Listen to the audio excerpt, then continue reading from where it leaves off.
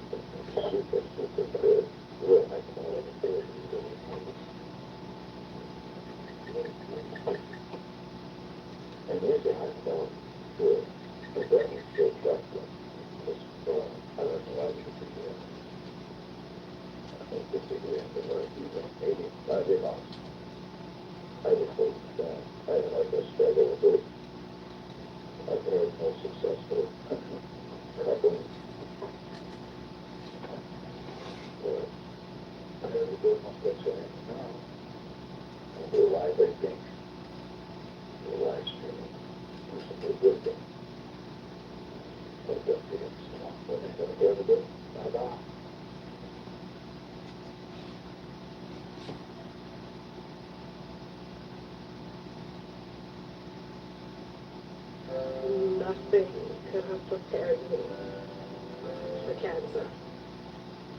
I still have trouble saying that word. I thought it was happen.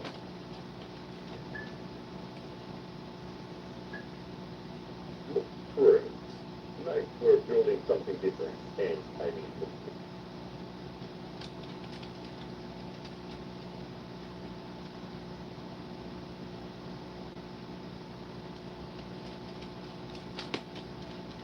earning a graduate degree doesn't have to change your priorities. I work full time. My daughter is my priority. I'm trying to reinvent myself. Because students are. My partner was named after this image went viral on the internet last week. Today we're talking about anti-tank dirt football grenades. Ladies and gentlemen, I present to you the Fulda Gap. It is a series of lowlands between East and West Germany, and throughout the duration of the Cold War, it was thought to be the most likely site of a Soviet invasion. Ladies and gentlemen, I present to you the Fulda Gap. It is a series of lowlands between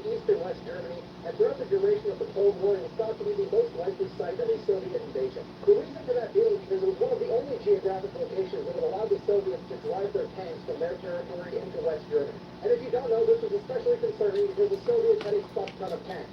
I mean, if the Soviets are world-renowned for anything, it's tanks, caloric deficits, and silver medals. Whether that be in the space race or the hockey Olympics just depends on the year. This is your time. What I'm trying to tell you is that America really wanted to be able to stop all the Soviet tanks in their tracks in the polar gap before they can invade the rest of NATO. And because of this, America invented some of the most ridiculous weapons of all time, including but not limited to such timeless unhealthcare classics as the A-10 Warthog,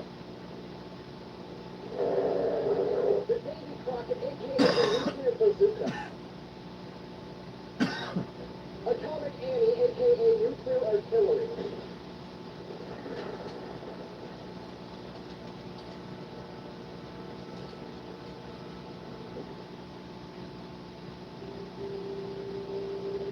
and yes, anti-tank Nerf football grenades. So here's what we know. This Russian cross project was an experiment in 1973. And it's exactly what it looks like. They basically took an anti-tank type mortar known as a Monroe charge, stuffed inside of a Nerf football, the idea being troops could float at tanks. The project, however, ended up failing because apparently you can't throw a spiral with a football when it's not hollow, or at least made out of foam. But that isn't what's important here. What's important is the fact that simply looking at this thing, you can tell it's American. Like, the only way that this picture gets more American is if that thing had gun rights on the side of bacon. I mean, first of all, it's a football. That's a dead giveaway right there. And it's also actually pretty genius because then only Americans are going to know how to throw it and kick it. And if any non-American ever touches it, I'm pretty sure they're legally obligated to bitch about how much football sucks and how much better soccer is for 15 minutes. Sorry, football. If I wanted to watch somebody not score all night, I put a mirror on my bed. Unpopular opinion, soccer is just a track meet with no lanes. But that's not the only reason that you can tell that this is violently American. You can also tell because it follows the unique design cues of how America develops weapons. And what I mean by that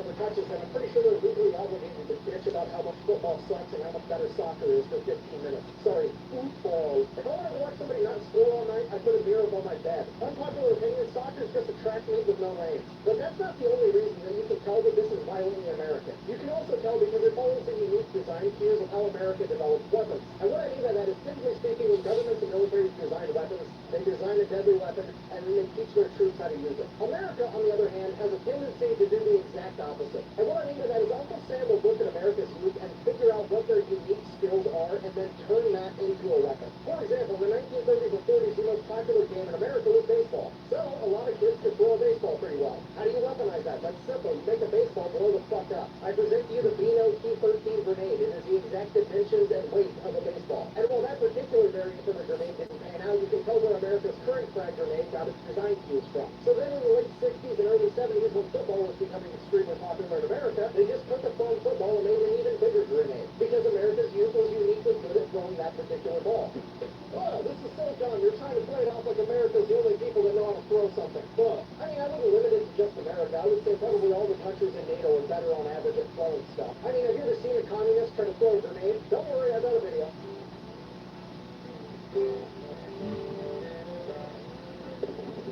Yeah, they literally have to train on what to do after they fuck up throwing a grenade. And I can give you plenty of different examples that aren't about throwing balls. For example, you throw a baseball and you throw a football, but you don't throw a basketball, you shoot a basketball. So when Uncle Sam makes an explosive basketball, obviously you're going to shoot that too. Ladies and gentlemen, the rifleman's assault weapon, a.k.a. the raw. I'm going to go out on a limb and say the youth of America and America's allies today have a significant advantage over the rest of the world when it comes to playing video games. I mean, for example, China pretty much outlawed all video games in 2000. Being that America and American allies have a distinct advantage at playing video games, which I admit seems fucking stupid when you realize that we have predators playing. In conclusion, the point I think I'm trying to get across here is while the anti-tank Nerf football grenade was a complete and utter failure, it is still a great example of the weird way that America develops weapons, as well as how utterly ridiculous the weapons during the Cold War got. If you made it this far down this weird abstract rabbit hole of a history lesson, thanks for watching. Whatever it takes here, if you'd like to merch, thebattleoffiction.com/bang out.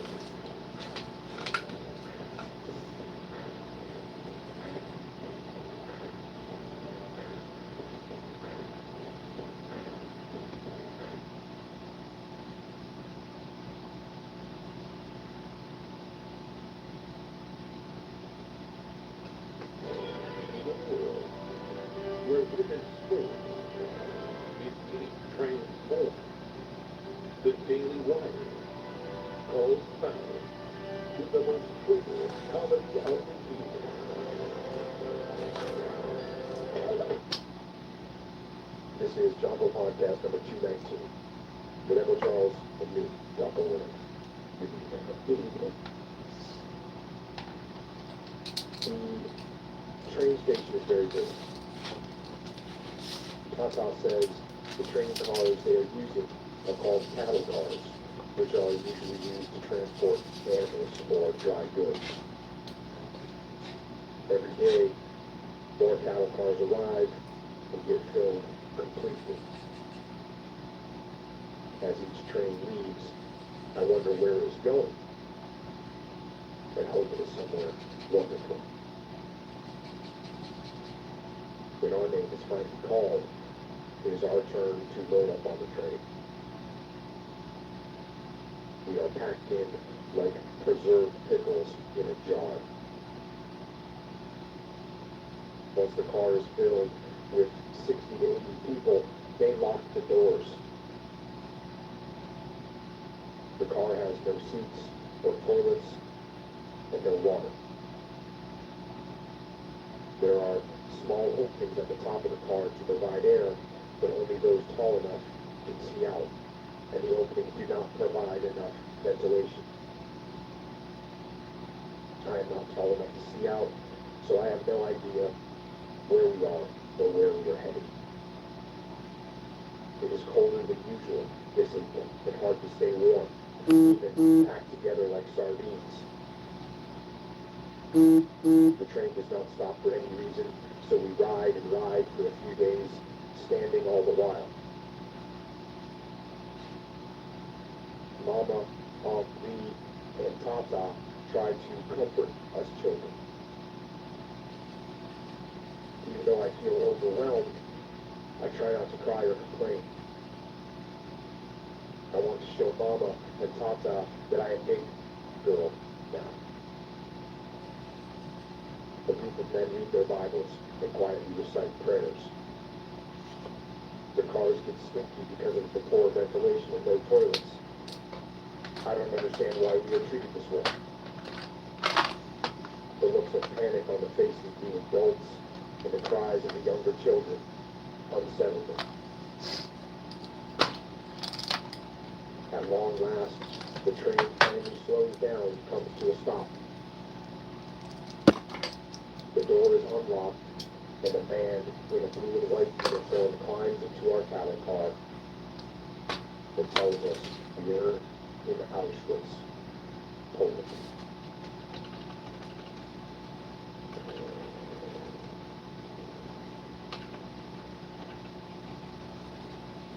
Auschwitz.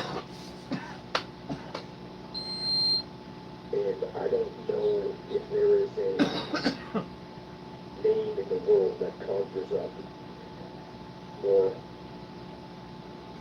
vile and a more evil part of human nature in Auschwitz. Auschwitz was a concentration camp in Poland, established and operated by the Nazis who occupied Poland at the time. It had been a Polish army barracks, but the Nazis converted it into a prison. Initially it was used for political prisoners. And the camp quickly became a sadistic nightmare. Over the 5 years that it was functioning, 1.3 million people were sent there. And 1.1 million of those died. And that number includes 15,000 Soviet prisoners of war. It includes 21,000 Romani people. It includes 74,000 Polish people. And it includes 960,000 Jews. 865,000 of whom were sent to the gas chambers and murdered immediately upon their arrival at Auschwitz.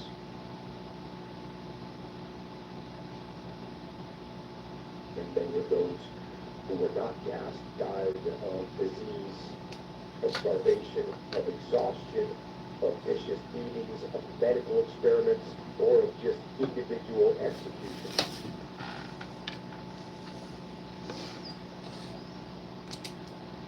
Unspeakable horror. Worse than you can even imagine. An actual hell on earth created by people.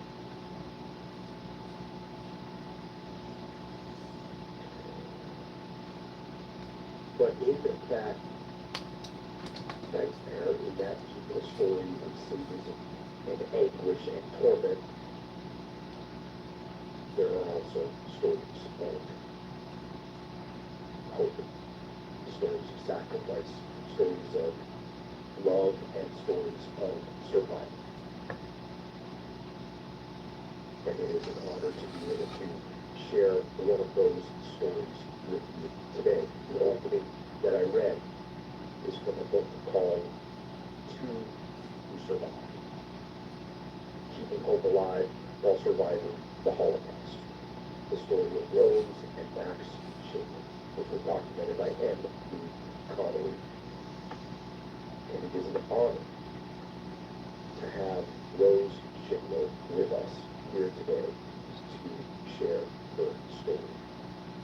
Rose, welcome, and thank you so much for coming. I wanted to say it's a tremendous thing that you're doing, okay? Because there are so many people that have no idea what happened to us living here. So thank you very much for doing this. Well, I hope we can share and educate people on what you went through, on what your family went through, and on what happened to millions of people. And, I got lucky because you were doing a speech here in San Diego, and my wife went to see you. And my wife came home and said, darling, you have to get this woman on your podcast in a meeting. So she told me, and we were able to connect through your son, Ben. So, she brought home the book. I read the book in a day and just tried to make this happen as quickly as possible. So thank you for coming. And like I said, the name of the book is Two Who Survived. And as I always have to tell people on the podcast, I'm not going to read the whole book. You can order the book, and we'll put out words at the end of how to do that. But you have to get this book to get the whole picture. We'll go through some of the points of it today. But it's a phenomenal book. It reads very easy. The language is great. It sounds like you read it like you're telling a story, which is exactly what it sounds like. That's how it's written. That's how it comes across. And so the book is called Two Who Survived. And I'll jump into reading some of it right now. My name is Rosie Schwartz. I'm 8 years old and in 3rd grade. I like to tell stories. I was born on December 28, 1929, the 4th child in a family of 6 girls and 2 boys. Heidi Sauter is 15. Pete is 13. And their names, English names is Helen and Judy. Fischel, or Philip, is 11. Ted Chu is 5. Rick Chu is 3. Faye is 2. And Meyer Bear is just a baby. Mama's name is Regina, or Richard, and Papa's name is Solomon. Not all families have 8 kids, but many do. My family lives in Czechoslovakia, and we learned to speak Czech in school. Mama and Papa learned Hungarian in school when they were my age. After World War I in 1918, the government changed from Austro-Hungarian Empire to the democratic Czechoslovakia.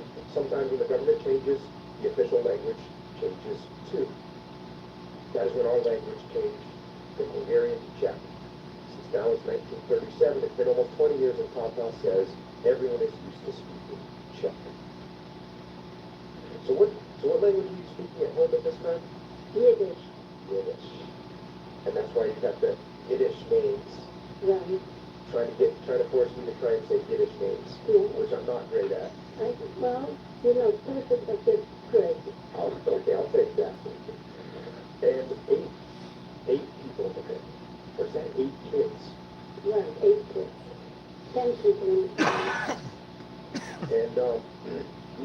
my parents say the Czech government is good to us, everyone has equal rights, and my family does all we can to be good citizens. Neighbors help each other and are always friendly. We speak Hungarian and Czech with our friends. Ukrainian is also a similar language that is spoken by many. Because we are Jewish, we speak Yiddish, the language of our faith, at home.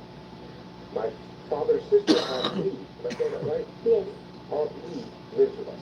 Her husband died in the First World War when her son was only 17 years old, and he decided to move to the Holy Land, leaving her by herself.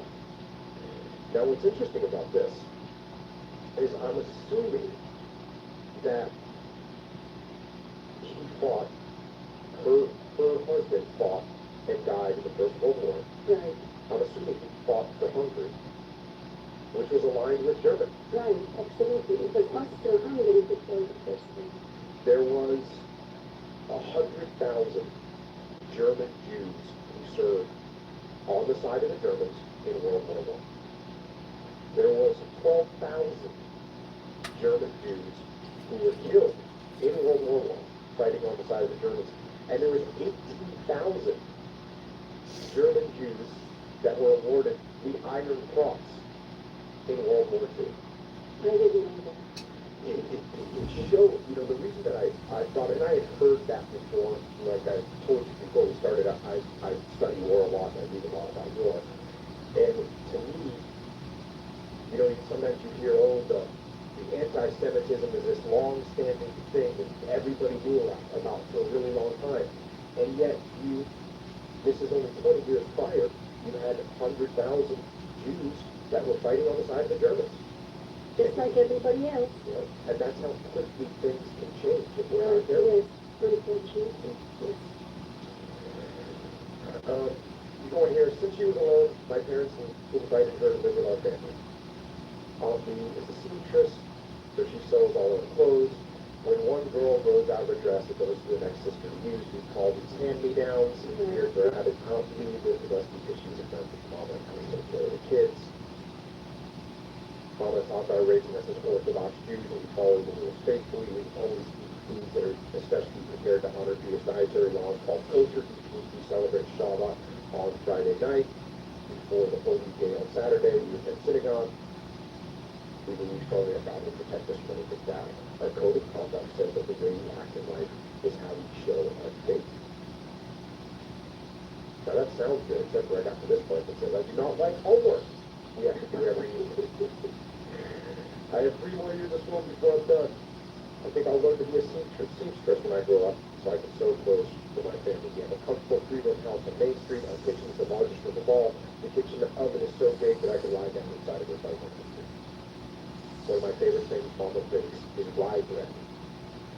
When Mama allows us to have some of the warm bread with melted butter on it, I am the happiest girl in the world.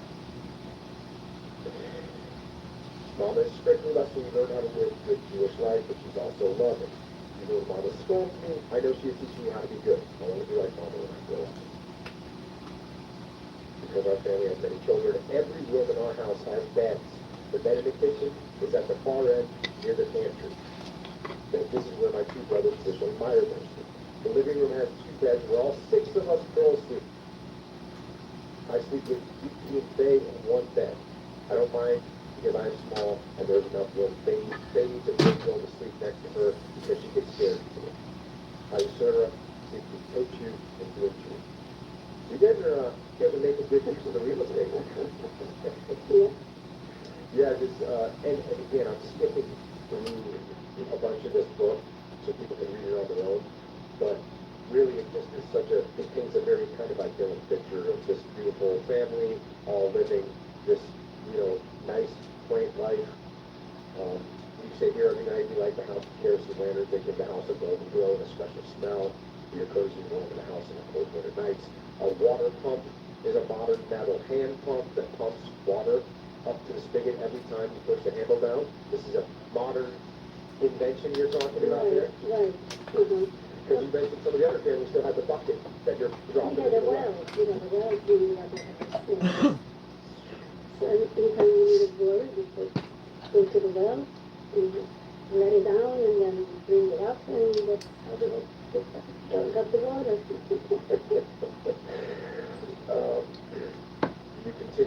year. We have plenty to eat each day.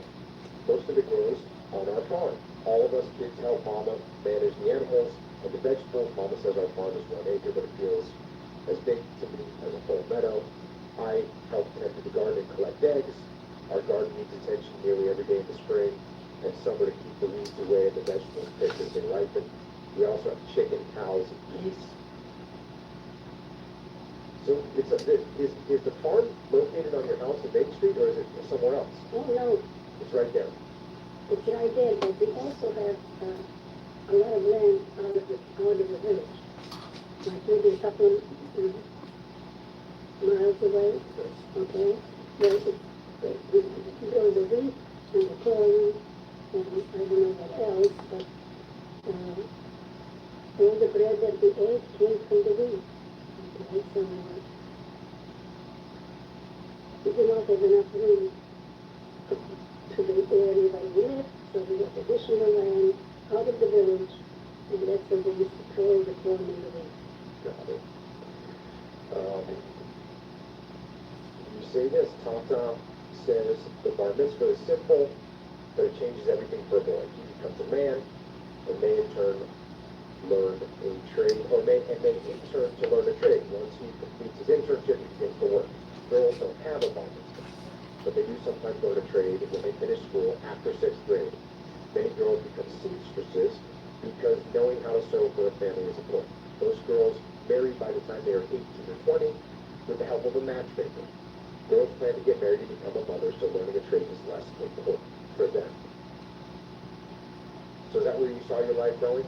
Right, Just, you'll 18 or 19 or 20, you'll get, the matchmaker will come along, right. give you a match. This wouldn't have worked with my daughters, I'll tell you. That's how life was in those days. Simple, but it was great. Yeah, Till the war broke out. yeah. Mhm. Yeah, I mean, again, this really idyllic picture, even though our village isn't very big, it has nearly everything we need. When I walk down the street, many people I see are Jewish. Mama says there are about 2,000 people in Serdin. How do you say the name of that? That idea. Serdin? Yeah, I went on to try that one. Well, it's S-E-R-D and it's right between Monkaj and England. And this is a pretty rural place. Yes. I don't know how many people we had there, but I don't think we had more than between 1,500 and maybe, I don't think we had 2,000. But the next towns on either side of us, we had like 20 to 25,000 people, which like checks about 100, excuse me, England and Monkaj. Okay. And they were about half an hour away, is that right? Well, it was, I would say, 20 miles on either side, but that was it. And Seregan was middle. So if anybody wanted to go from Seregan to Monkaj or Uvar, it was like about 20 miles, but if anybody wanted to go from Monkaj to Uvar, they had to go through Seregan. That was the main road. You guys also had a pharmacy, a dressmaker, a fabric store, a cabinet maker, and a pots and pans maker. You Right. either buy new pots and pans or get your old ones repaired. Right. Yeah. Mm-hmm. There's an open market, Farmers market, farmer's market. middle of the town. You said you had an uncle that lived in the States that sometimes sent you things, Right. and you were pretty proud to have things from America. Right, it was exciting. Things that we didn't have. Unfortunately, we never left them. Okay. We came to this country and we didn't want to know us. I don't know why. When we came to the United States, the Jewish organization was involved in it, okay? Even though my husband's family sent us affidavits to come to America, but still the Jewish organizations needed to know who's coming, what's coming, and everything else. So they asked me, do I have any relatives on my side of the family, not Lex's side? I said, yes, I have an uncle who lives in the Peaceport, and my mother's brother. Okay, and we used to actually correspond with them when we lived in Europe. And when we came to America, I even tried to we tried to be in touch, and actually we did. Spoke on the phone sometime, or corresponded, but he never invited us to come to meet him. He lived in New York, he came to New York in 1951, and so the first year wasn't too easy, but after 1 year we found my husband's uncle had an apartment house, so we got a 2-bedroom apartment house, which was great in those days. And I used to write to them, I had known you could come and stay with me, we'd love to meet you. They never invited us. So we never met. Well, let's mention your husband. Let's jump into Max a little bit. Because you both wrote this book. You both have both your stories, kind of how you started separately and then eventually you get together. But Max gives his kind of childhood, which was certainly different than yours. Right. It becomes pretty clear that you were a country girl and he was a city girl. Absolutely. Absolutely. So he says, my name is Max Schindler. I was born on June 18, 1929. I'm 8 years old. My family lived in Cottbus. You say that right? Right. Mm-hmm. Cottbus, Germany. Cottbus, Germany, which is south of Berlin. Dad says this is a big city with 55,000 people. We live in a multi-story apartment building that is filled with families. That is why there are so many boys who play with after school every day. Dad knows so many good people and has friends everywhere. Sometimes he goes out to play cards with his friends, but otherwise he is at home with us every night. My parents tell us they have come a long way in life. They are both originally from Poland and speak Polish fluently. They met, fell in love, and married in Poland. However, they wanted more than their farm life and developed a plan to move to Germany. They speak German well and enjoy the modern life and progressive teachings of Germany. Dad said it was important to them to move to the city before having kids, so they did just that. Dad says Germany is known for its advanced knowledge in science, innovative ways to get information to everyone quickly, and new ways to produce things. He says Germany is the place to get the best education, so we will have the most opportunities in life. I think Mom and Dad really like Germany. And again, this is just, this is what, 1937, right? And totally having a great life in Germany. He says, my dad mentioned is one of 9 children. He says his family is very religious, following all the Jewish laws about how to live.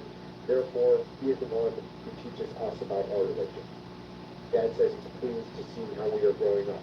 He is more relaxed than his other family members about our faith, and likes to say, we are German first and Jewish second. Dad had fewer business opportunities in Poland, but he found a good business in Germany. He runs a wine and liquor store.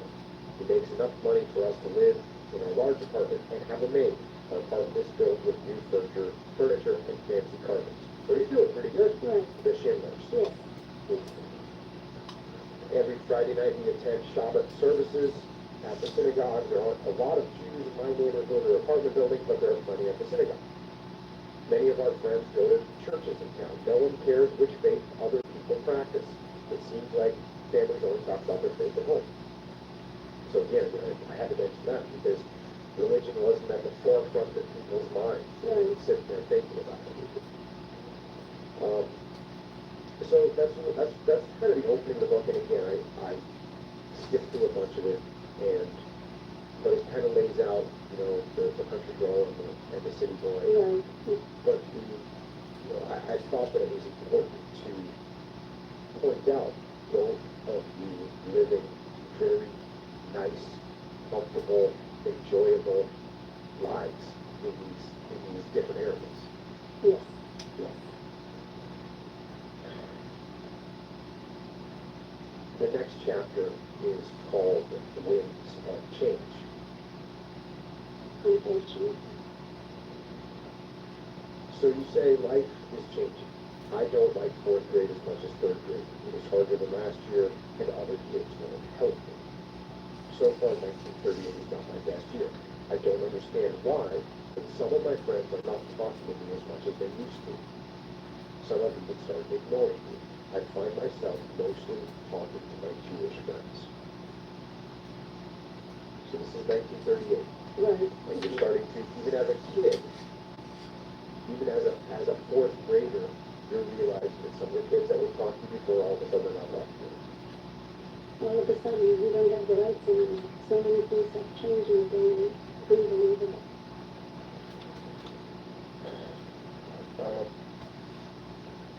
I'm going to fast forward a little bit. Within a few weeks, on the way home from school, I see soldiers in the village. I've never seen soldiers before, and I smile and wave at them as I walk toward their house. None of the soldiers wave back at me, and suddenly I feel scared. When I get home, I ask Mama and Tata why the soldiers have come to Sergei. Did I get it?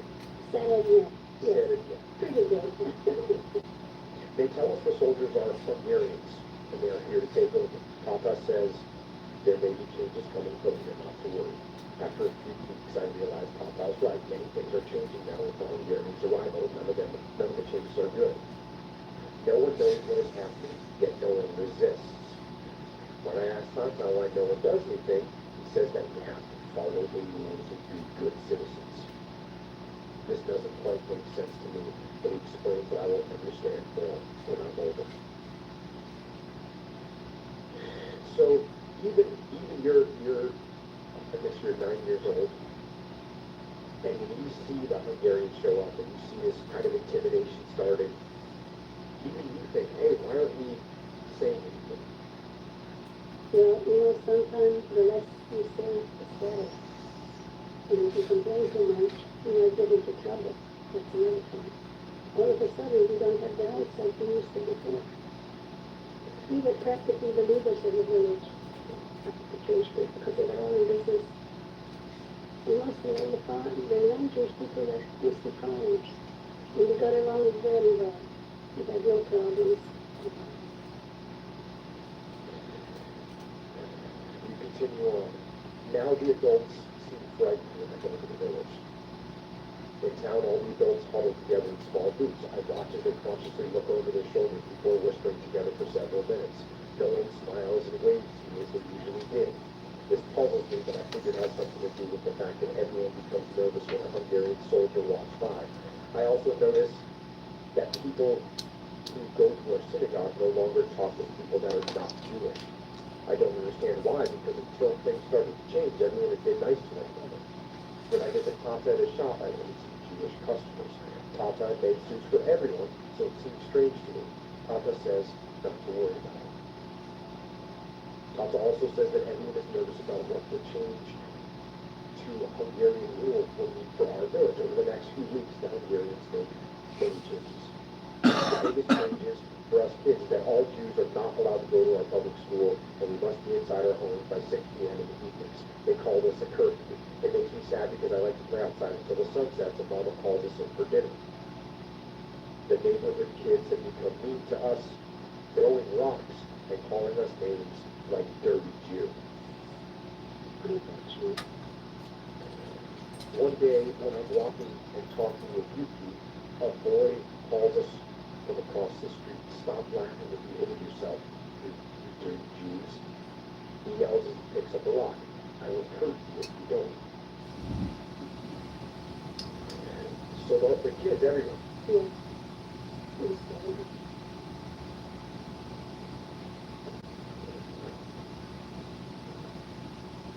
It is September 1939 and I'm nearly 10 years old. I don't like the new Hungarian rules, but we are doing fine and staying at home with Mama. I don't miss going to school at all. Tonight, Papa has a strange look on his face when he walks in the house. He looks pale and is pacing back and forth. He seems to be having trouble saying what he means. Then he tells Mama that his shop and everything in it are gone. Gone? What do you mean, Mama asks, her eyes getting big. I can see her hands start to shake as she suddenly sits down heavy on one of the kitchen chairs. I was cutting fabric when 3 Hungarian soldiers walked into the shop. They approached me and told me that all of us have to leave. They said that all Jewish businesses now belong to them, and that we too were to leave and never to return. Papa's voice shakes. He too sits down on the chair, running his hands through his hair. So now this is sort of a transition from, hey, they're putting some rules on you, but now all of a sudden they're taking property. New rules every day. Every day he has been there. Right? Thank God they didn't pick up anything. The businesses were all taken up. And did that happen, like, to everyone in the town at the same time? All the Jewish businesses were taken up. Yes.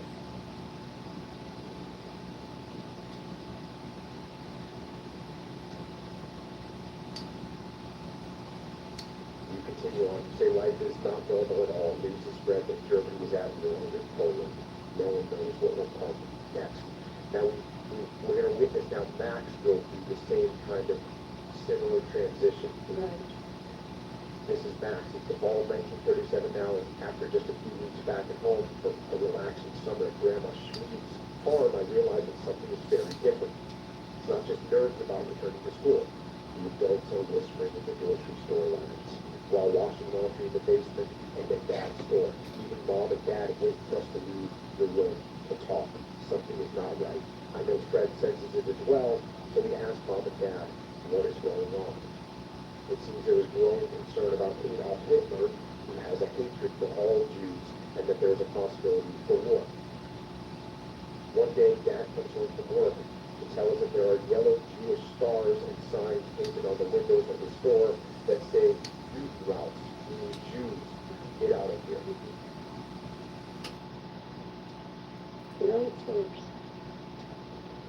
Fast forward a little bit, the next day, Dad informs us that the Germans came to his liquor store and took all its contents. He was ordered not to return.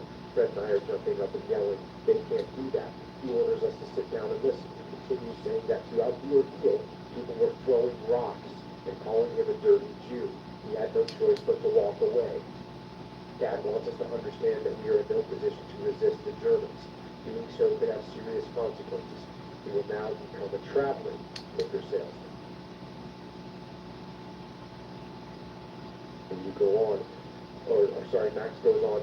Dad continues to try and move the paperwork along for emigration to the U.S. So he had realized we gotta get out of here. Right. And he starts putting through the paperwork to get out of Germany and get to the U.S. And it's taking a lot of time. It's a bureaucracy.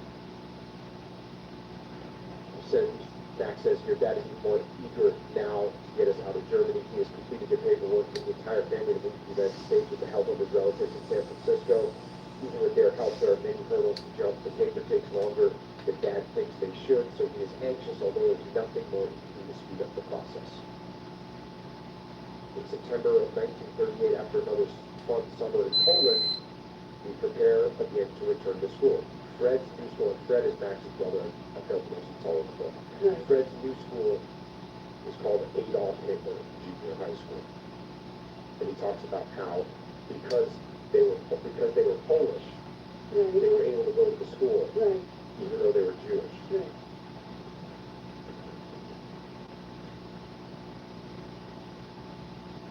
This is a little bit of a longer section, but I've written a bunch of kids books, and kids books are written from the perspective of a 10-year-old kid, and then he turns 11, and then he turns 12. But the mind, when I wrote them, of course, I kind of got myself into the mindset of a 10-year-old kid, what their thoughts are. And when I was reading this section, from the perspective of a 10-year-old kid or a 9-year-old kid, which Max was at the time, it's very hard to get through, to understand what it was like for kids. So this is for Max. On October 28, 1938, I'm 9 years old and studying in the 4th grade math class where we are working on the 8 times tables. Although it is not common on this day, I make an error in multiple. My teacher approaches me and slaps me across the face. I'm shocked. It's not the pain from the slap that upsets me. I'm upset because no one has ever treated me like this at school before, and I don't know how to respond. For the moment, I choose to be quiet so as to not draw attention to myself again. I will have to think about what is happening here before I choose to act. My cheek burns from the slap and from shame. Later that day, 2 German SA officers known as stormtroopers or brown shirts come into class and call out my name. I stand at my desk to acknowledge when they called me, wondering why. Did they somehow know about the math error for which I'd been slapped? My heart is pumping even harder than it was after the slap. The officers approach me, take me under their arms, and begin walking. I have no idea where we are going or why, but I have no choice but to go with them. I don't understand what is happening. The German SA officers don't explain anything, and I decide not to ask, despite being very frightened and wanting to know where they are taking me. They march me out of school and through the town, never pausing or explaining to me what is happening.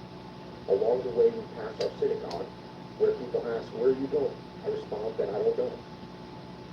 We march straight to the local jail, and they shove me behind bars without explanation.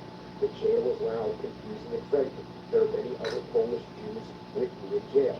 I can tell by their clothes that all of them were taken from their task at hand and brought directly there. There are women still wearing aprons from their cooking in their kitchens. Men are wearing suits from their work. Children have their school bags from the classroom. No one understands what is happening. Many keep asking for explanations, and some are crying. Jews of all ages and professions have been rounded up and brought to this jail.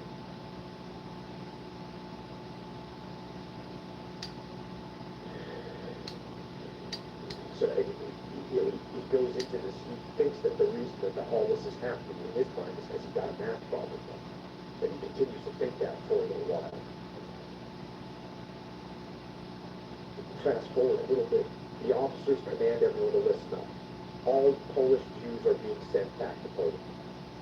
Dad says they call it the repatriation of Jews from Poland, but he says the truth is Polish Jews are now exiled from Germany. Shortly thereafter, everyone in jail is told to march in a group. And here we go, getting on board the train. As I climb onto the train, I realize it's packed with Polish Jews. There's no extra room at all. The doors have been locked. Dad says the train is moving toward Poland. Dad has to hand over almost all our money as well. No one resists this injustice, but our parents' faces show me how much of a problem this is for our family. Fast forward, it takes some time, but we can feel and hear the movement of the engine on the tracks as it moves behind us. As it moves us behind, the guards unlock our train car and allow everyone to leave. Mom and Dad tell us that they saw a sign as we pulled into the station, and we are now in Sebastian, Poland. So they've been relocated. And at one point, and he tells a harrowing story here where Mom and Dad leave. And they say, "Hey, you just stay here on the train," and they leave to try and figure out what they're going to do. When they leave, the train starts to move. And Max and his brothers don't know what to do, but they figure, their mom and dad have said, "Stay here, wait for us, we'll be back." So they decide they're going to jump out of the train. So they throw their luggage and their bags, they jump out of the train. And it turns out that the train was just being kind of relocated on the tracks a little bit. It was going back and forth.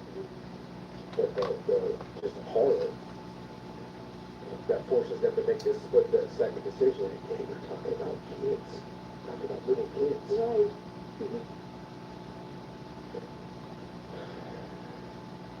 So now they're in Poland. In the middle of November 1938, our parents decide to continue on to Brzesko.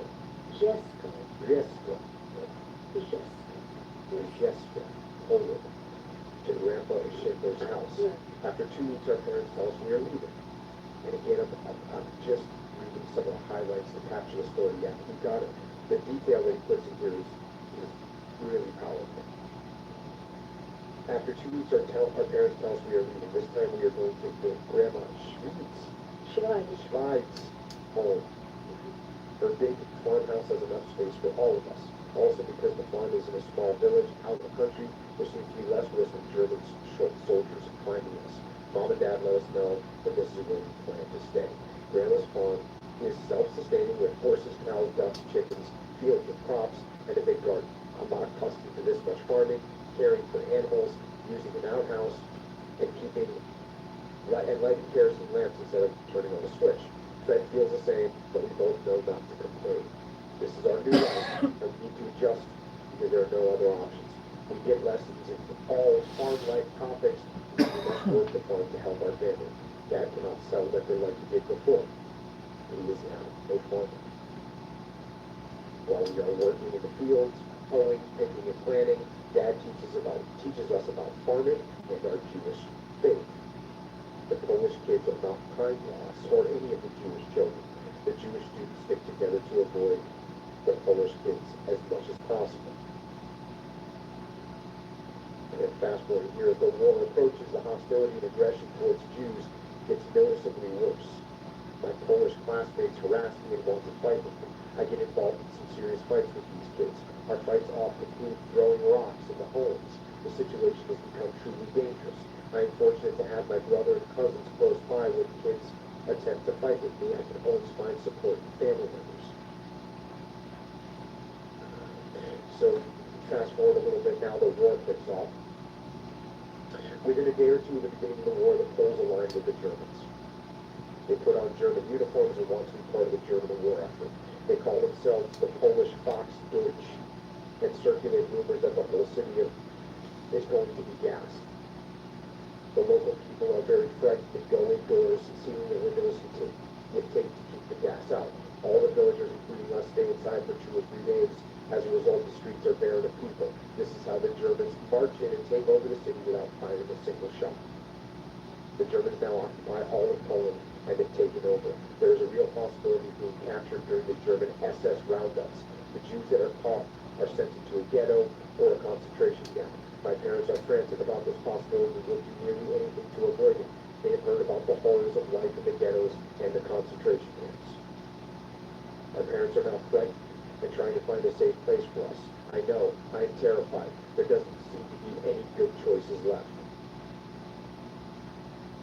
So many things keep changing while we were in occupied Poland. The German officers nail orders to trees and signposts to communicate their latest edicts. This is how we learned that Jewish kids could no longer attend school. Another edict is posted in 1941, ordering all Jews to wear a Jewish star on their clothes over their heart. Mom sews the stars on our clothes for us while explaining that we must follow the orders in order to avoid being punished. We know that we may have lost their lives by resisting. We know that many have lost their lives by resisting. The Germans are dangerous and unpredictable, so we do as we are told. Many times the Germans march down the main street near Grandma's house. When this happens, news of the German soldiers coming travels quickly to the families. This time we hear about them from the neighbors, and we hurriedly and quietly to the forest to hide. Mom grabs food and water because we may have to stay all day long or even overnight until the Germans leave the area. While we are hiding in the woods, Grandma stays in her store and acts relaxed and normal, serving the German soldiers to keep us safe. She tells them she is a widow just trying to make a living. The soldiers must believe her because they do not search for us. Mom and Dad talk about how brave she is. Grandma's risking her life because if the soldiers found out she was hiding Jews on her farm, we would all certainly be shot.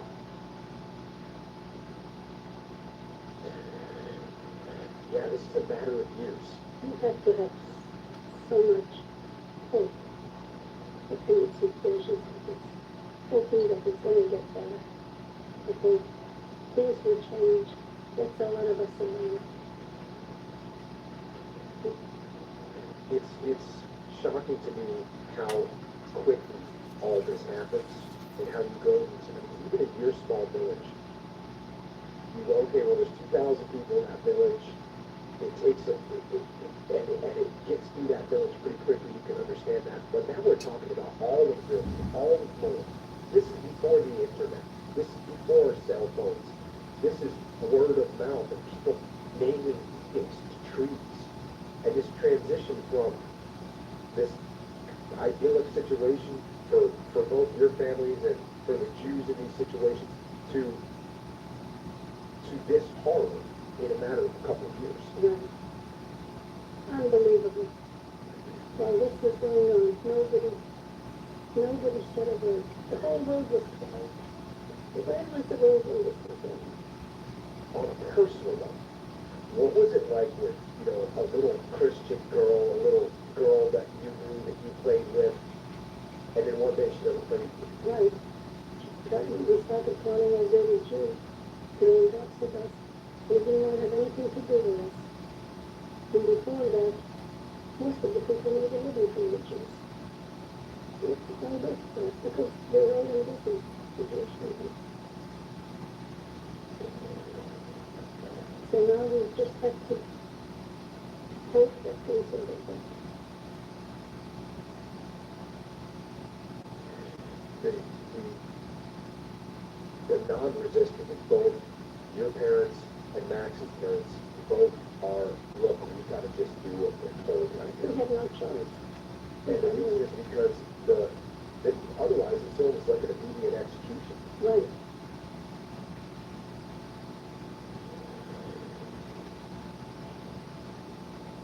It's so hard to believe that we went through. It's really hard for anybody to believe that we went through, but it's so horrible. So horrible.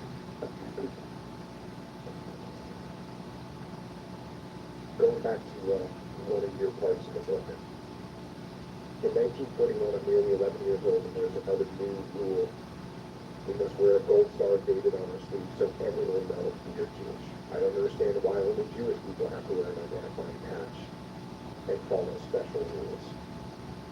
A few months later, another change comes into our family. On Sunday, the men and boys that are old enough are rounded up by soldiers and loaded on the trucks. That includes Papa and Bishop.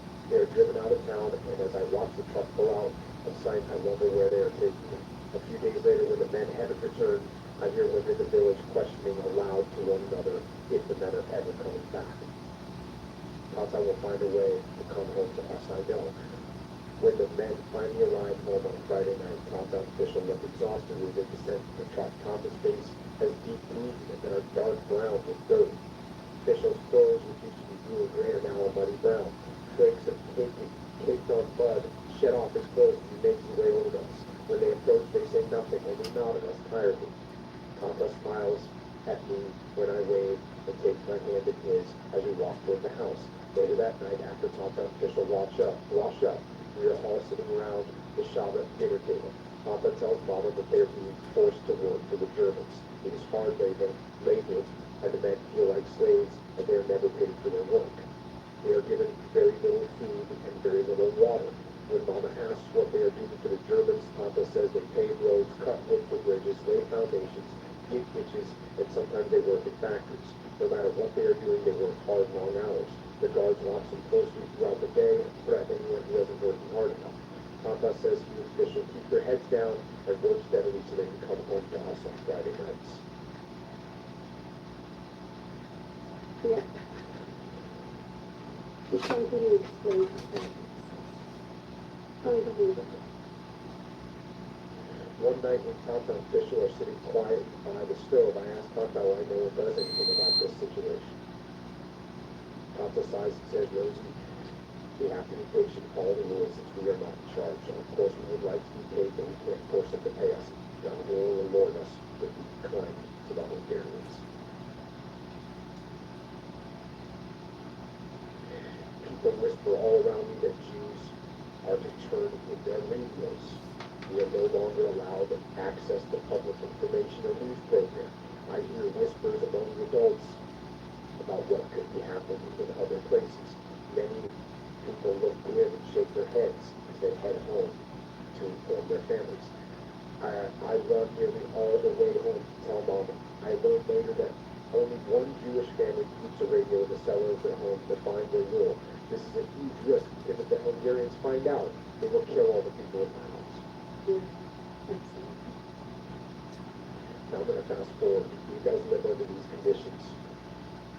I mean, just brutal conditions. And then we get in the spring of 1944, I'm nearly 14 years old and living under the fascist rule of the Hungarians. My village is different, locked down and under their rule. Jews are prisoners in our village, forced to stay put and avoid being seen or noticed. Non-Jews run the town, having taken over all the shops. Mama looks tired and Papa is gone most of the time. I miss him so much, especially because he always helped me understand the world. Right now, the world doesn't make any sense to me. I miss my old life, even school. One morning, a month before Passover, as I am playing with my sisters in the lane, I hear loud noises coming from down the road. As we watch, soldiers in dark green uniforms and black helmets march into town. They wear tall black boots, thick leather belts with shiny buckles, and a large red armband with a spider on it. I am unsure who these soldiers are. I've never seen uniforms like these before. I am worried. This time, I do not worry for the soldiers. they make me feel worried. Germans. I hear several women whisper. I study the outfits of the German soldiers and wonder how these women know them to be German. How have they come to take over our country? Those are SS, one announces. What's the SS, another asks. Discipline service. I heard they are the most brutal of the German Nazi forces.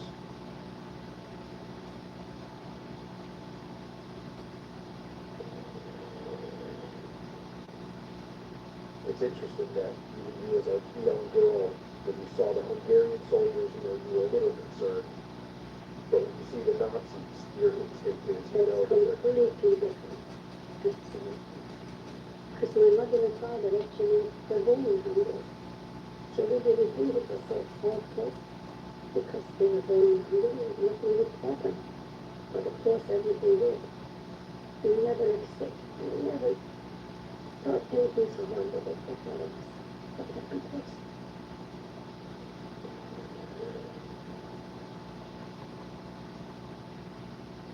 Keep going on here.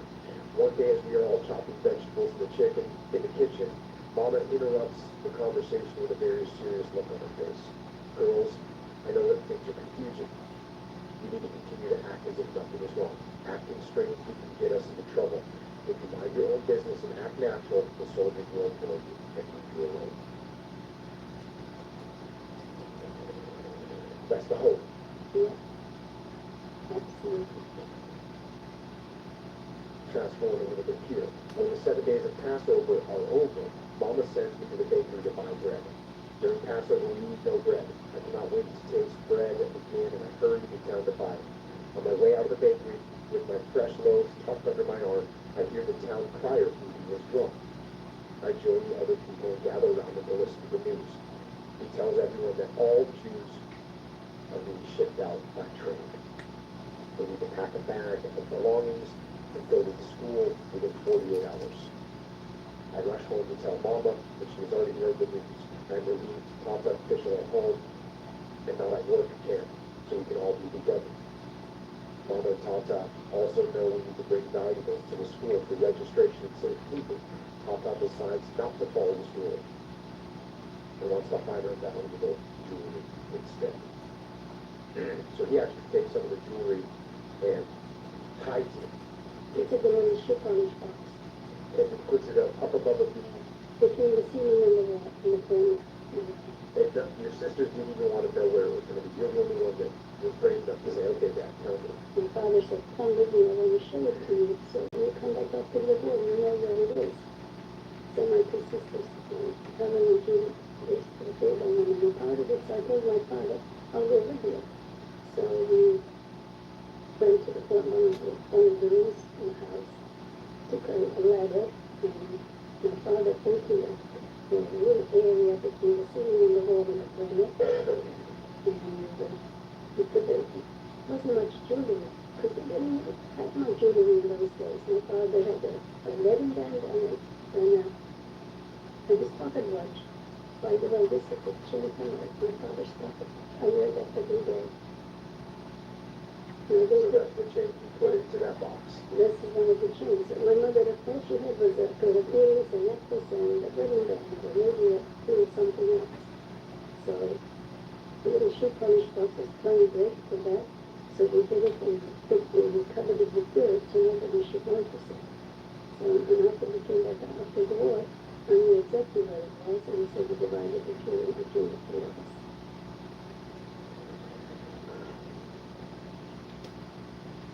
So now the day comes. When the next day arrives, Mama instructs us to wear 3 layers of our best clothes because we don't know where we are going or how long we will be gone. No one knows where we will be able to do laundry. I choose my warmest clothes and Mama packs our down clothes in case it gets cold. We each pack a burlap bag with our belongings. I'm excited to travel on a train for the first time, as I've never gone beyond the neighboring towns on either side of my village. When the time comes to leave, we are all packed in red. It's April 1944. And Hayusara, who is now 21, and Yuki, who is 19, helped Mama and Auntie with the younger kids. Fisher was 16 and I am 14 years old. Pei was 13, and then she was 10. Faye is a kid. Lay there, fire there is 6 years old. Pops and Mama lead the whole family toward the school, with each of the older kids carrying a burlap bag of belongings. There are a lot of people at the school when we arrive, and all of them are Jewish.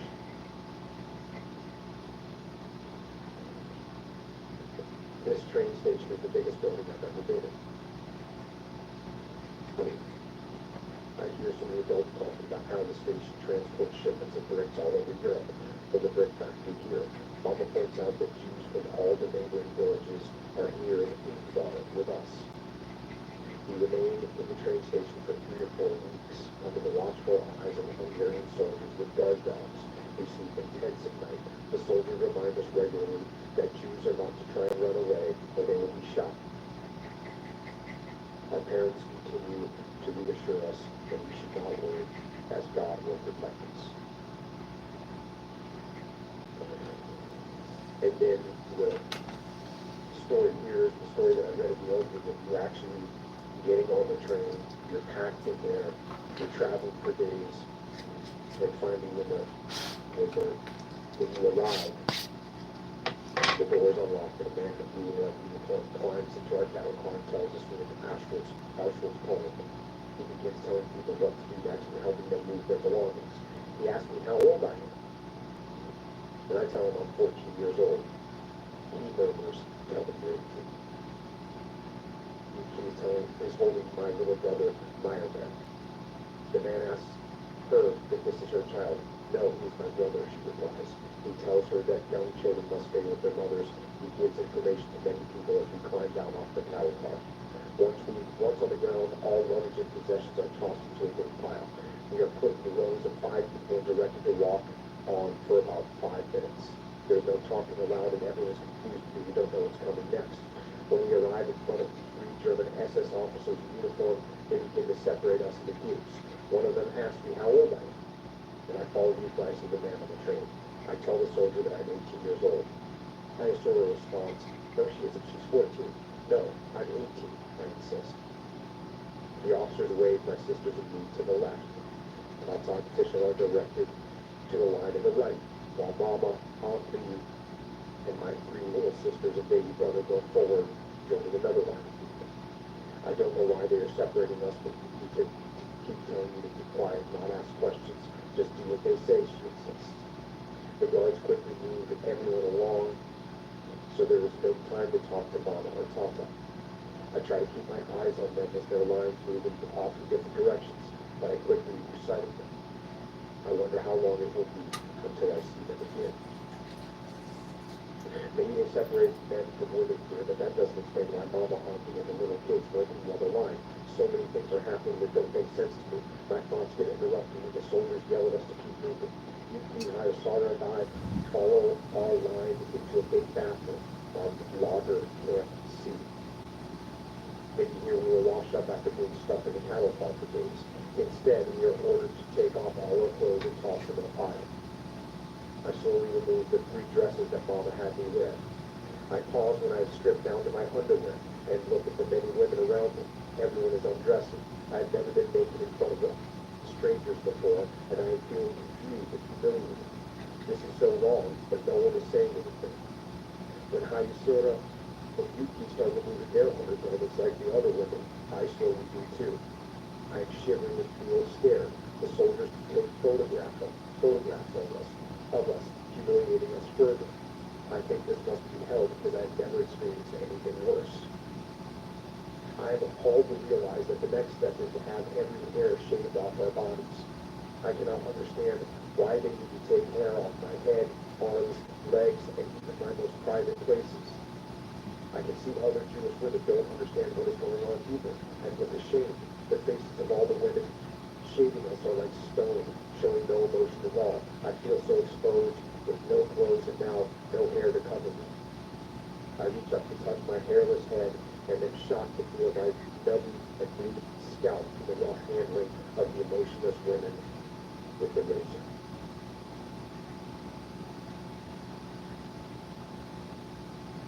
After we are shaved, we are ordered to grab a dress from a pile on the cement floor and given wooden cloth The clogs seem to be all the same size, but don't really fit anymore.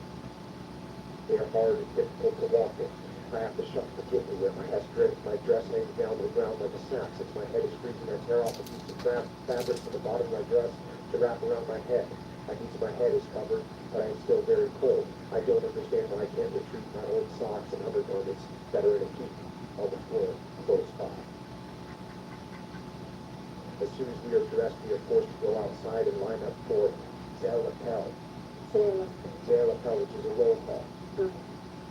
It is now late in the evening and there are so many people moving about that I get separated from my sisters. I am frightened and frantically call out their names. Two bald women in dingy dresses approach me. They reach for me and reassure me that it is us. I hug the hand fiercely and stand there. I did not recognize you. I'm so relieved to be with them that I can't stop shaking.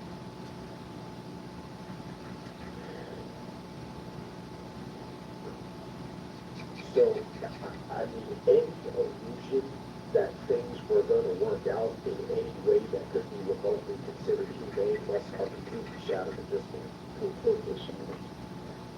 I mean, you know, when you're being told, hey, pack a bag, hey, get on the train, like those things don't sound good, but they at least sound somewhat reasonable. They sound like a reasonable, okay, we got our bag, we're going to take it somewhere. All that is completely gone. Absolutely. Absolutely. And you're 14 years old. Right. How tall are you? I'm 5'1". So you're this little girl.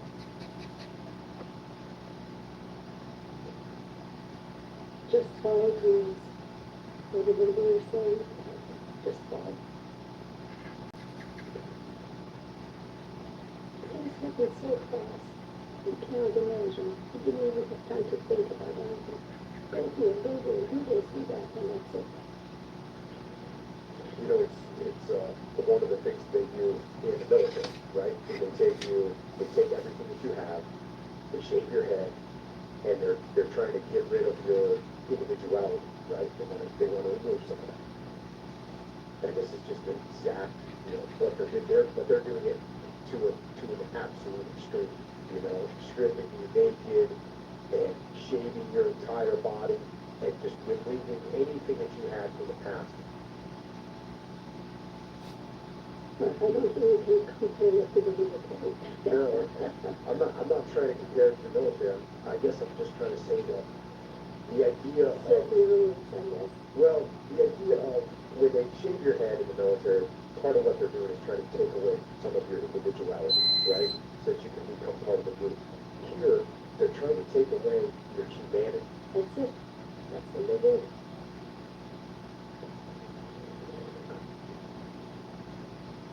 Going on here, it says all of us notice a huge fire spewing heavy smoke that looks like a burning mountain across the open area from us. I can see shadows of people moving through the smoke and can hear the cries of children. There's an overpowering foul smell coming from the fire. Somehow I taste the fire in my mouth. Yuki asks the guard as she gestures toward the fire, what is all that noise about? The guard responds, they are burning hair. Yuki replies, burning hair would not make such a noise. To which he snaps, they are burning criminals. A sick feeling comes over me as I realize the guards and soldiers are barbaric, cold-blooded criminals. So that's your first recognition that we are going to receive zero humanity from these guards. Absolutely.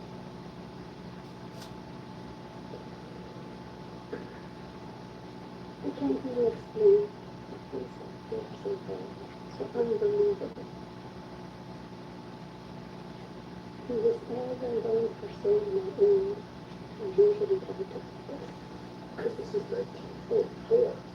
So this had been going on. This is 5 months before our father was on the liberated experience.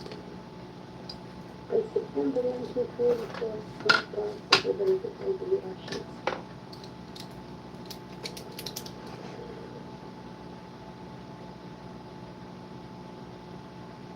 Going back to the book, Barrack 26 is our sleeping quarters. I've never seen anything like it before. Dirt floors and rows of wooden tiered bunks. No straw-filled mattresses. No blankets or pillows. No heat. A fireplace that doesn't work. Ayusura, Yuki, and I are assigned to the top bunk with 5 other women. We climb up and huddle body to body to stay warm during the freezing cold night. I'm so thankful that my sisters are with me because everything is foreign, harsh, unexplained, and unbearably cold. The next morning I decide to look around the camp to figure out where we are. I assure my sisters there are a lot of people milling around and I can blend in or hide. I will be careful. I walk outside and am shocked to see many barracks just like the one we slept in, arranged in rows of buildings. There are dozens of people walking around outdoors, all shaved, all shivering. Some are wandering around like zombies. When I try to talk to one of these zombie-like women, she just stares through me, doesn't answer, and keeps walking. She is truly frightening. It is as though she is here, but not really here at all. There is a 12-foot electric fence encircling the camp. Dead people hang from the fence, their bodies contorted. I wonder why so many would grab onto the electric fence to end their life. What kind of hell are we in? Why are we prisoners? Feeling like a second-class citizen at home was nothing compared to this. I'm on a mission to learn all I can, so I ask those who have been here longer to help me understand. Most of the women are very patient with me, asking questions because they remember how frightening and foreign everything was for them when they arrived. They explain that some people cannot endure the severity of the camp and know that if they hold on to the electrified fence, their life ends in 20 seconds. One thing I know for certain is no one can escape. There are guards with guns, the deadly electric fence, and people watching your every move. This must be hell.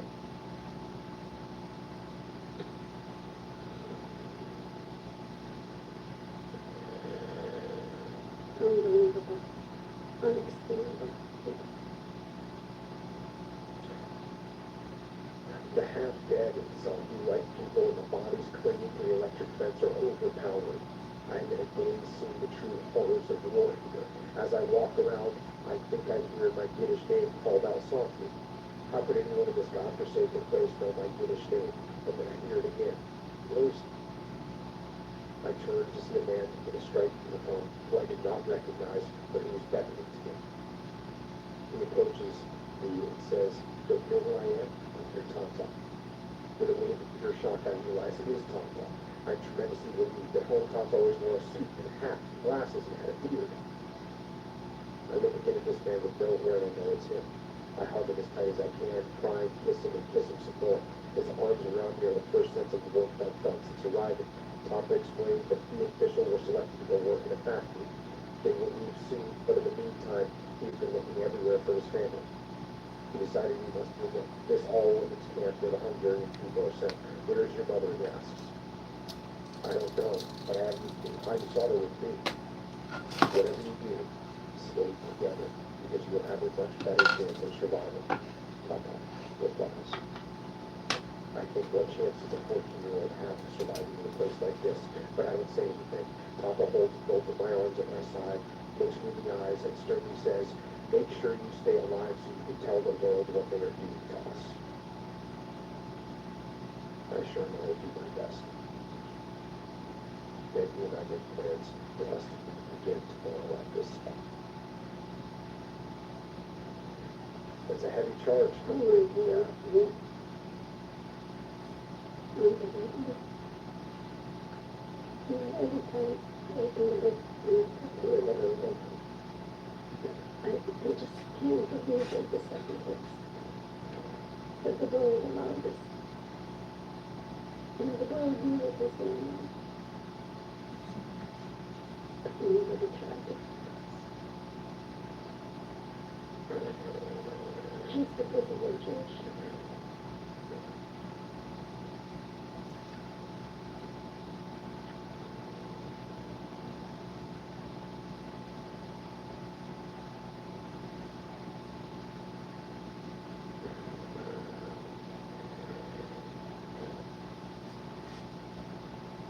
So I'm going to continue on. The next day, Yuki Hayasada and I wait at the designated spot to meet up with Tonto official. When we see them, I'm crying and we all hug and kiss each other. We're so happy to have time together.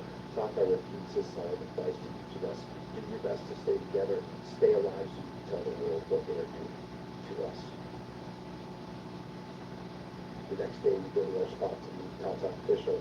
As planned, we wait and wait and wait for what seems like an eternity, but they do not come. Fast forward a little bit. I'm sorry, Yuki and I have no choice but to stay together in this evil place. We share a bunk bed, meals, and one bathroom with 1,000 rooms. No one is allowed to use the bathroom at night. It has sinks with cold running water, but no soap for us to wash up. There's no toilet, just a hole in the ground. There's nowhere to shower or take baths.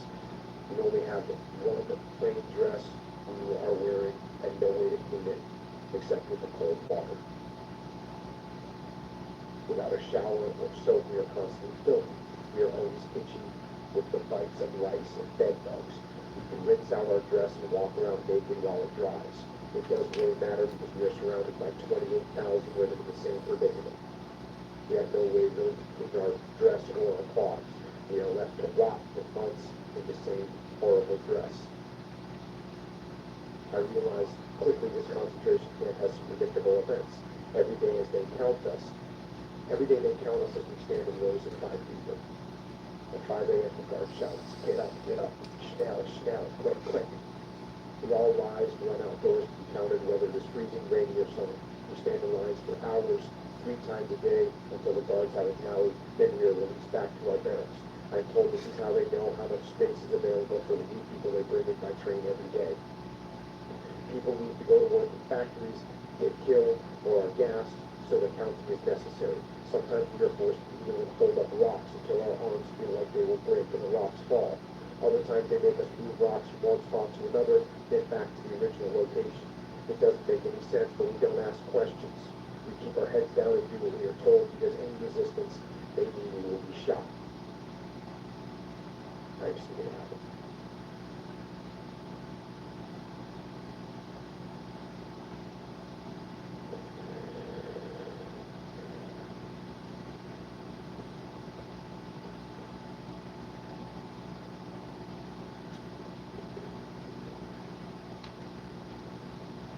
I cannot escape the horrible smell of the crematorium's chimney and the burning bodies 24 hours a day. The sickening stench of burning flesh makes me want to vomit and never becomes less upsetting emotionally. The smoke and smell burn a black hole in my heart. We have to find a way out of this place, and that will require me knowing as much as possible about how it is run.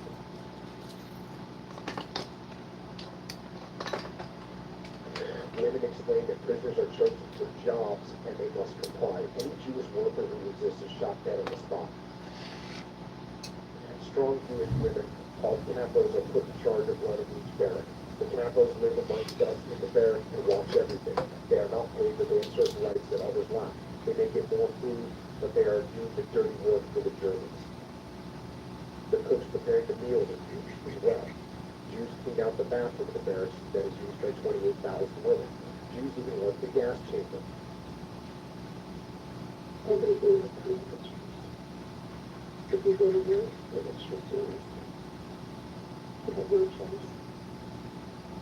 They could see that all families going to the gas chamber. And it wasn't anything that was good.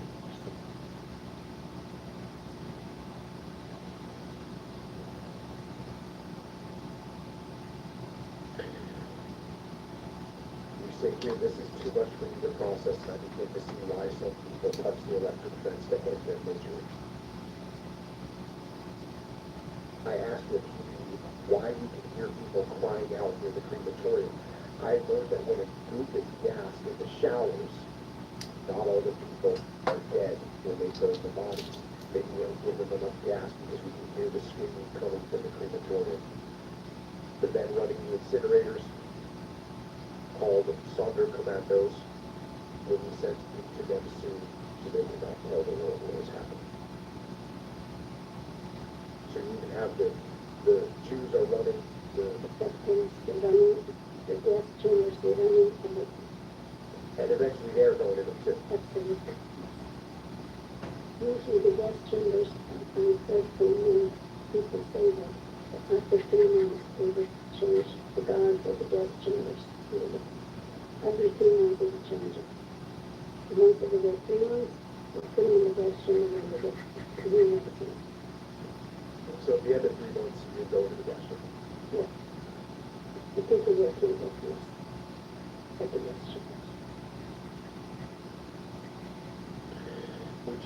to other people? Did you talk to other people besides your sisters? Was there any sense of community?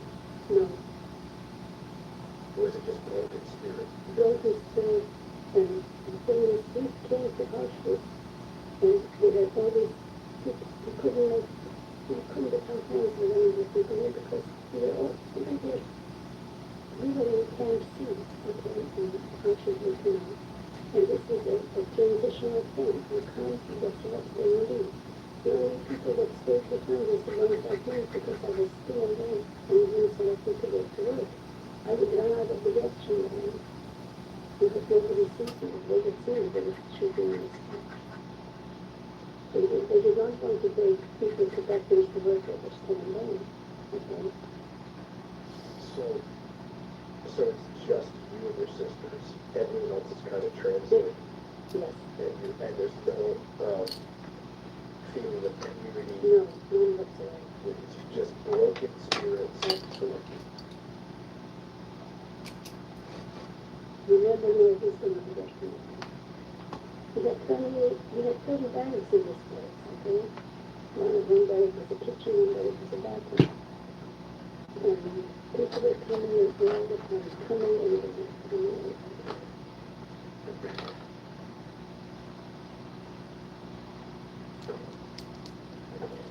And of course there were so many dead bodies, all this, they would commit suicide by touching the electric fences. They just couldn't take it anymore. In fact, just 20 seconds later, we said, "They're coming out of the room." And they would come to us big and we were racing and we would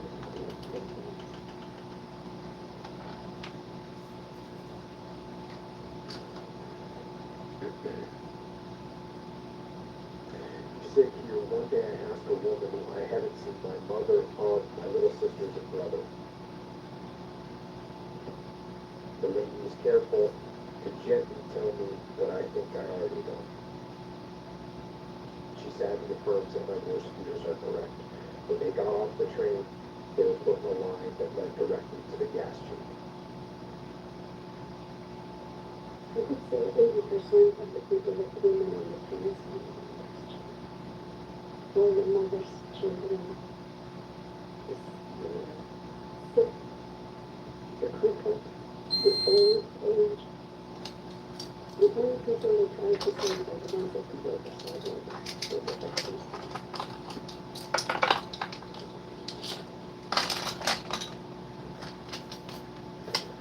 In the earlier days, remind me of how lucky I was to be accepted as being 18 and eligible for the adult factory work one. If the sorters had known I was 14, I would have gone with my mother and aunt and younger siblings. Straight to the gas chamber. I'm not here lucky anyway right now. I just can't get used to the idea that my mother, 3 sisters, and my brother are gone. It's beyond comprehension. I saw it, and I try to talk about it with parents. Just cry. We have to keep doing it, like Papa told us. It will eventually get better, but we need to have hope.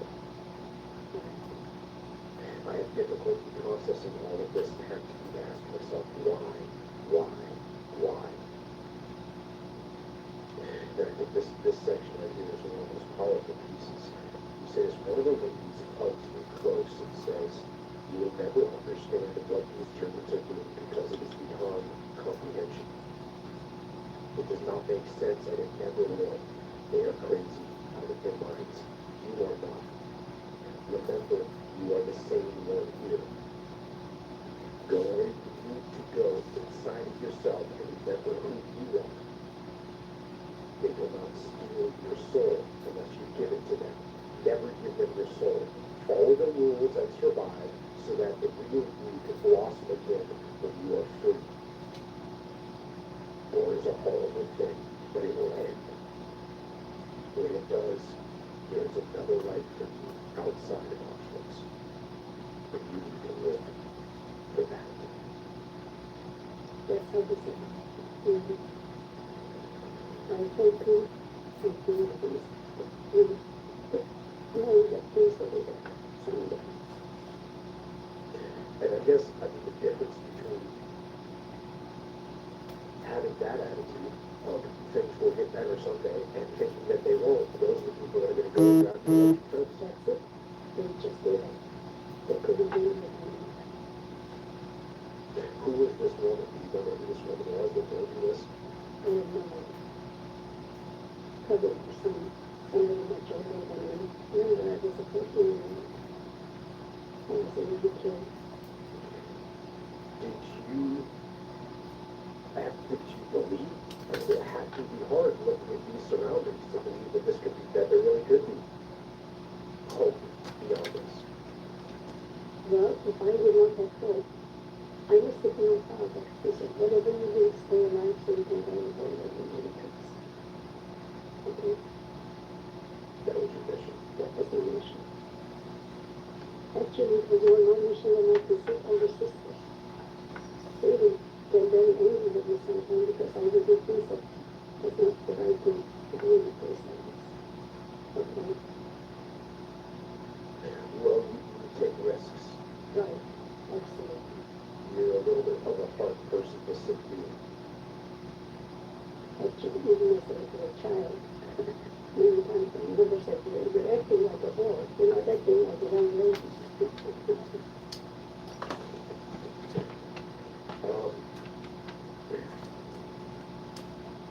Here's another little part about what you guys are eating. The only thing we got for breakfast is black coffee. Can you describe what the black coffee? The black coffee is not coffee at all. It's horrible. It's horrible. I could once sip. And that's the only time I ever tried it. But I was going to throw up. You say we are barely starving. Yeah, absolutely. Lunch is nothing but a piece of bread. Thin slice of bread with a piece of margarine. Yes. Occasionally we'll give us butter to put on it. The bread is dry and hard, and we are told they put sawdust in it. We line up outdoors to get our bread at a table staffed by the kitchen women. We do not share our bread. It is covered, sometimes taken away from women. The food tastes horrible and is not enough to live on. It is not surprising that some prisoners here have a German nickname, Musselman. Is that right? Which means skeletal or skin and bones. So many people are too thin, and I am becoming one of them.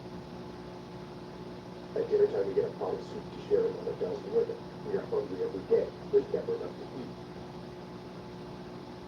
An officer comes to the barracks and shouts, I need 300 women for selection for factory work. Many women hurry outside to be selected. Anything must be better than this place. Once they line up, everyone removes their clothes. The officers can examine their physique and decide if they are healthy and strong enough to do factory work. If a woman is too weak or thin, they label her as a muscleman and send her to the gas chamber.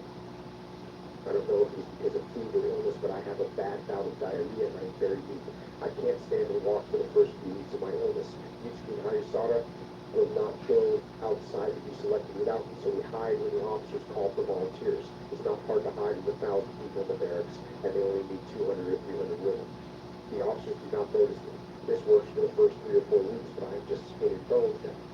I know I need to be selected for a factory to get out of here. Yitsuki Hayasara helped me stand up and pinch my cheeks so I look like I have some color. The problem comes when I undress. I'm so frightened because I know I'm too thin and weak to be chosen. My worst fears come true when the officers call me muscleman and send me to the gas chamber line. It is a torturous few minutes walking that line. My sisters help me get there, holding me under my arms as we cry and panic. There's so much going on around us that I begin to wonder if we can somehow sneak away. I tell you, King Hayasara, what I am thinking. We agree to try it. We have no other choice. At the agreed upon moment, we calmly step out of line and head straight back to our barrack. All of our hearts are pumping wildly. If an SS officer notices, we will be shot on the spot. Luckily, there are a lot of women moving about the camp, and no one notices.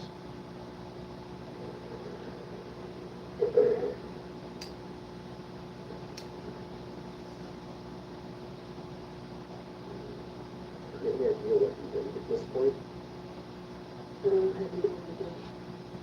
But you're just scared of it. I was, in your home, I was very scared. Okay, I was not a big either. This wasn't it, that wasn't it, and when we were a child.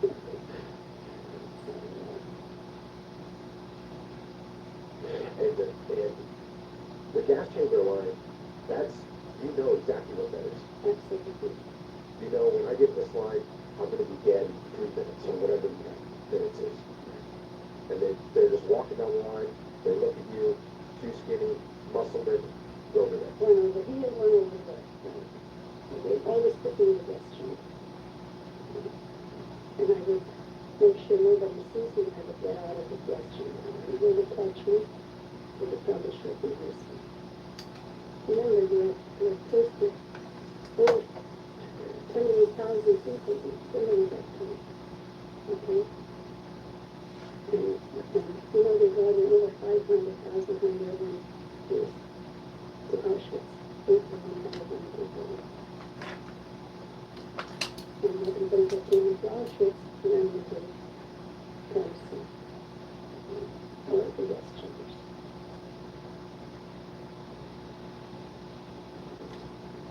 You have to have a lot of guts to survive. And also for everything. Okay? And you are a risk taker. Yes. I mean, clearly, you're taking a risk by going out there, getting in line, you're taking a risk by getting out of line. You've got a lot of bravery in these situations. You have to, if you really do that. The only people that do are the ones that are very nice. You say food is such a problem for all of us, but particularly for me since I am too thin. At lunch one day we stand in line outside to get our bread as usual. The couple gives me a slice of bread, which I notice is half its usual size. I am hungry, so I speak without thinking. My bread is cut in half by me, accuse her. The Kappa was furious with me because my accusation can get her in a lot of trouble with the Germans. She pulls me out of line and takes me to where the German SS officers will be sure to see her actions. She beats me so brutally that I cannot stand for 3 days afterwards. My sisters are both concerned and frustrated with me for getting into trouble. Yuki tells me, next time just shut up. Don't ever complain about anything again. It will only get you in trouble if you want to get shot. I know she's right, but I struggle at the injustice. We are already starving. How can they steal half my meager food? Still, I do willing to keep my mouth shut.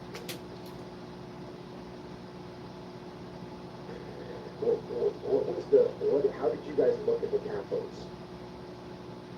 I don't know if you looked at them. My views over there. Okay? You didn't see them too often. The only time you saw them was when they came up to select people to look at that place together. Did you look at them as fellow Jews? Together? What do you mean the couples? The couples. Oh, excuse me, I told you about the other. Well, they had to do the work, otherwise they would get shot. If they don't do what they're asked to do, then they will not do the job. But when the couples, when they did get the job, they could get extra food, they could get extra all kinds of food. They were in charge of thousands of women in every battle. So they had to be very strong and to do the right thing, otherwise they wouldn't do it. They wouldn't choose them to do it. Was your view of the Capos of like, hey, they're just doing what they have to do to survive? I don't know if they did when they were there, but now I know that they have to do what they chose to do. They have no choice. But they were our own people. They did this.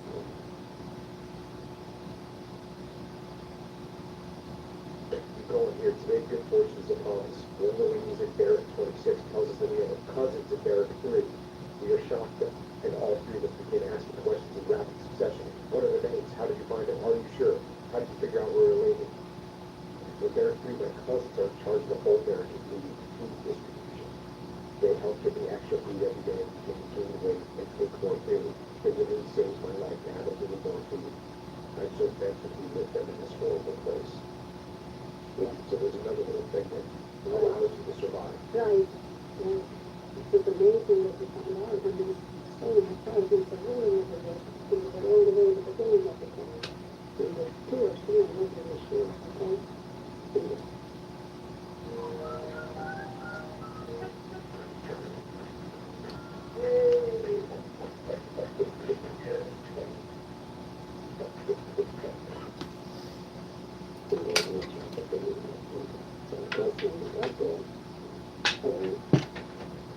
We would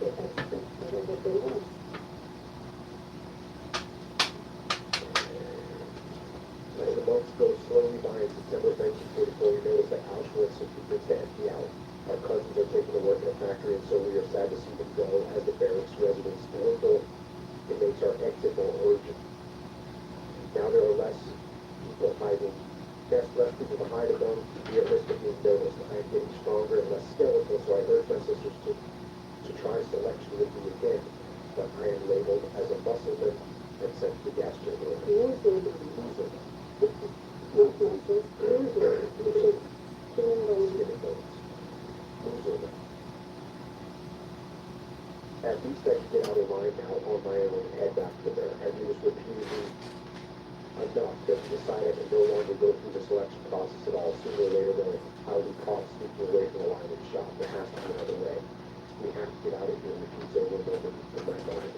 I know we cannot give up because I have hope. I always remember what my father told me. Stay together because your chances of survival will be much better. It's not easy to keep hope alive when you're a kid. Giving up seems easier. And we see many who do give up and end up on the electric fence. There are few good rivers that help us have hope. We're to gather in the masses here in the kingdom of the Americans and Russian states of the unofficial peace line. Even with this hope, it is hard to believe in something. We all question our faith in God. How does God allow this to happen? Following the Jewish laws. Still, one day in 1944, the SS officers arrived at the barracks announcing that the 300 wounded from the Sherman factory would be considered yesterday, I'm sorry, I will be chosen. I know it. As we are getting up to the line, as we are preparing to line up, I look at my sisters and tell them, go get selected and save your place. I look there and find it. I'm sorry, people are put out from the front door and get selected. I must find a way to get out.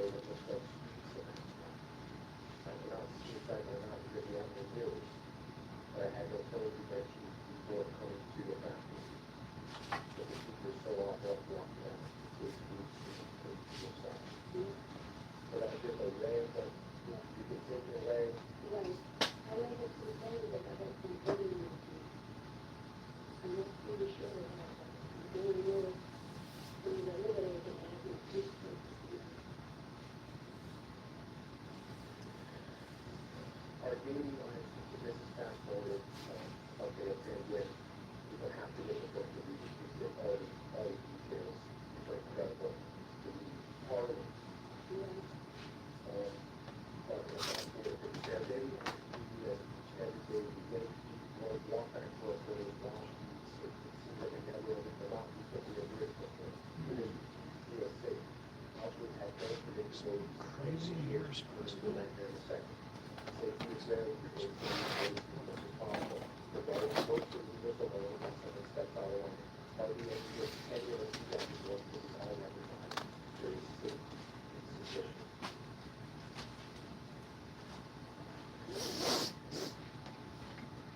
Going forward in the morning, yeah, he tells a really kind of fascinating story about what goes on inside with the book. Those, reading about those, how they got through it. After 8 months of work and living in the factory, something started to change. I started to feel eyes watching me steady, that knowing that the guards watch us, but never felt this conversation. I could feel their eyes on me, watching like a hawk waiting for me to make a mistake. I think they're trying to take me back to the camp to my death. One day I looked through the glass of the gas mask, when the roof appears in front of me, in front of my stored glass. I so fell that I jumped out my stool. I was full of energy. I guess what? She thought we could play some water. Really was already in this couple of birds, we were both in trouble. I heard. She asked me if it was what? So it was the water, but I was like, oh, I was like, I was like, oh, I said, yeah, you got it lunch. She said to me, I had no news. I asked what the days I know about good lunch. Oh, yeah, I don't know. I heard some guys talking about how much the word lunch is making it hard to do. They can cope faster. I know that they're always thinking of elimination. They're looking for elimination so fast. So that they're always better than right kind of vegetable and only people is not good about this good. On May 6th, 1945, we woke up to a gray gloomy morning and prepared with the old hot energy and we worked our way to the door and I wondered why it was so drippy. Are there extra bars outside? I was reading this on the door in March. We lined up and opened the door like always, but it's said. But the fact is that we could be here. I was in the factory again. I know where it was all. Wish we were back. But it was one grade closed benches to the door after about 50 feet all over the door. She opened the door and we closed. The evening outdoors smoke broke without the wind. We cautiously moved out 2 yards to find the woods wide open. This has never happened before, all of us are very good. We look around for the guys and walk toward the gate. There on the fence is the plain white bench. Someone wrote on it, good, it reads, there will be no work for a few days. There will be a large step all of you will be in. Wait here until you come.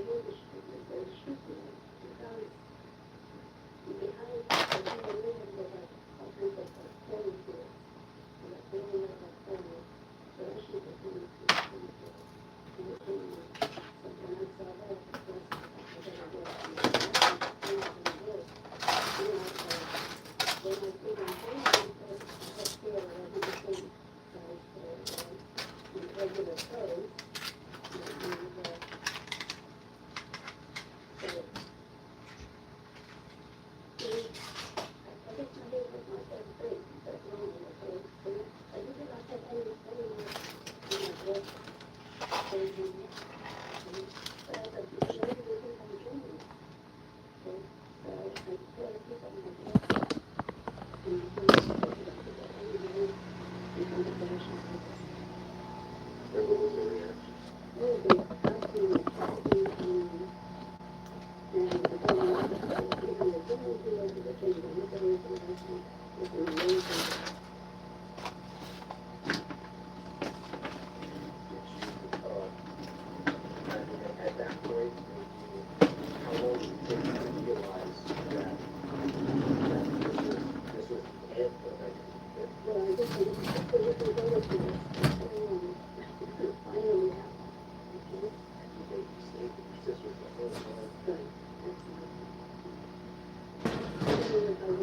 I don't love my sisters. I don't love my sisters the rest of my life. Because I just think that nobody gave it to me.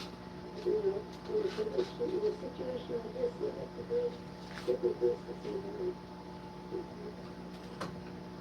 You saying about this is the moment you can do that.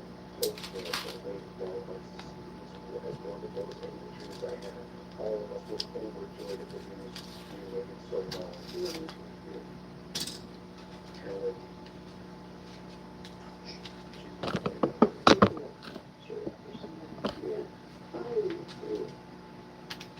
Stay together like I said.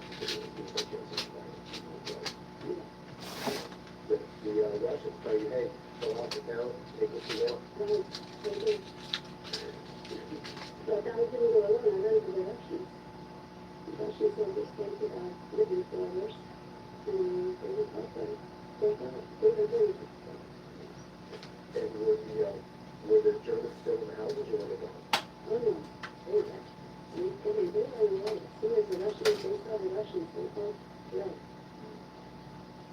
So you're just going from no food, no clothes, and all of a sudden you're got normal food and everything right away? No food, after that, no. No, but the Russians were very different. They took us into town, and they also brought food for us. If we needed anything, they would get it for us.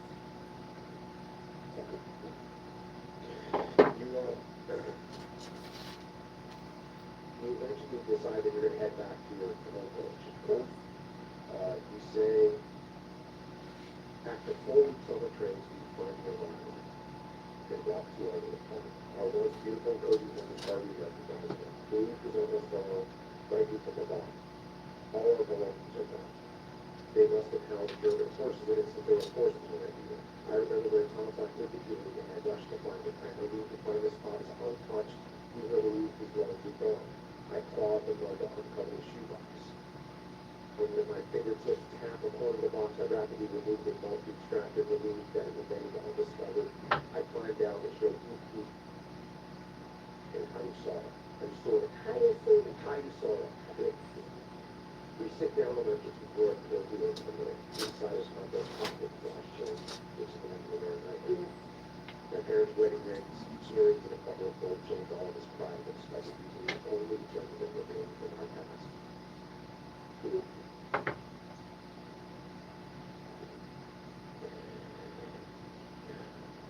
You start to get clues, start to get rumors and information.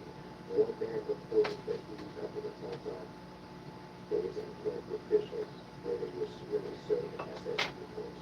He described how long ago they could from just 80 people at the end of the war, all 300 men in this camp were marched from the forest and forced to take a large hold. The Germans had stripped them all of the edge of the hole and shot. As they found the hole became a mass grave, the man told them that the Germans' goal was to destroy and recruit and what they did during the war, so they made sure that there would be no survivors to talk about what happened in the camps. I asked the man how he survived. If everyone else died, he tells me that he was too low to get out, so he hid in the back of the barracks and no one noticed him. Poor officials living in days of liberation only to be slaughtered by the Nazis. Later, another local man returned with news of our father. This man was with Tom's factory, where Tom carried sick. He had sores on his legs that was not healed because Tom did not recover and could not work. They shipped him back to Auschwitz where he was murdered. I immediately think about him living the injustice, wondering if he was scared. My brain intelligent father's face slips in my mind. I wonder if he found us before he died. I'm sure they did. Sure he did. The fate of our immediate family is not clear. Of the 11 short family members taken, barely 3 survived. Over time, we get word of our extended family. Our wonderful family of nearly 150 is reduced to only 11 survivors.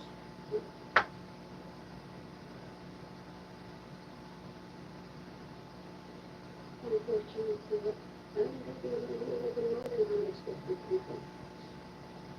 Because in those days, Jewish families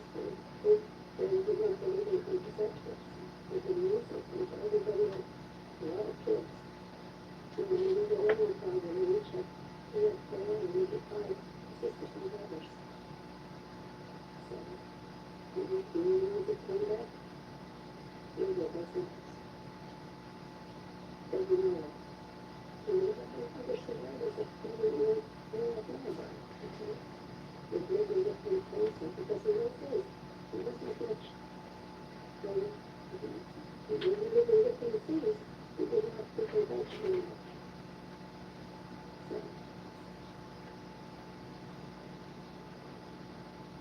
So you hear about the Central British Knights, right. and they have a program where they're taking orphaned and surviving children from the Holocaust and bringing them there. Right. And you apply for this program, and this, it says, so they're called the CDF. Despite the CDF's attempt to gather 1,000 survivor orphans, they can only locate 700. On February 1946, I joined the last transport of survivors to go into a Royal Air Force France. They don't believe they used to the chance of things. The first transport started in August of 1945. And the last transport was 1946 of February. So I was in the last transport. And so there was only 732. That's all they could find, yes. Or only that registered for the program. And maybe they don't know about this transport. I don't know why they didn't register it. So you fly across the look up in Second. Scotland. Holy cows. No, unless they,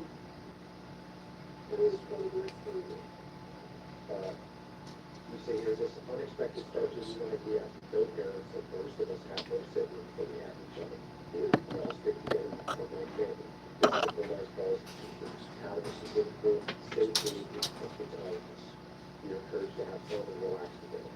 All of us are eager to feel normal again with our new family. Our days are routine and comforting. The counselors talked to us about what to expect now. We need a long-term plan. This is a flex track. This basically occurs one of the tracks will move and one doesn't. coming from America, and going to Israel, because all our cities that we came from, we had to pass.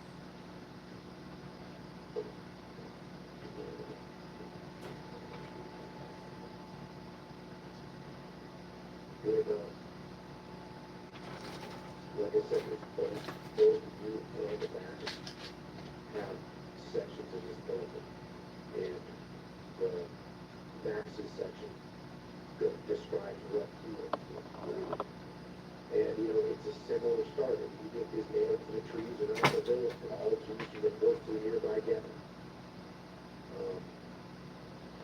His dad does a pretty good maneuver where he basically drives one of the buildings and says, hey, my family can work, all of us can work, and gets the whole family sent to Commando Frostburg, which is a forced labor company. It says, they go to this kind of self-contained, all-Jewish work camp, and they don't get paid, but they're not being tortured. They view this as a good thing that they're in this forced labor camp.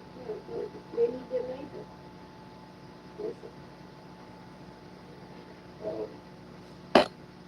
He works there for about a year. And then they get told that they're going to get food. So they have to break down all the equipment that they're using in the factory. They load it on the truck. They move it from the truck to a salt mine, which is a bad decision by the Germans because inside the salt mine all the equipment starts to rust immediately. So they have to break it down and pass it up again, which they do. And then they get shipped off again. I'll read this little section where soon after donning our blue and white uniform, we enter our long line that moves very slowly. Each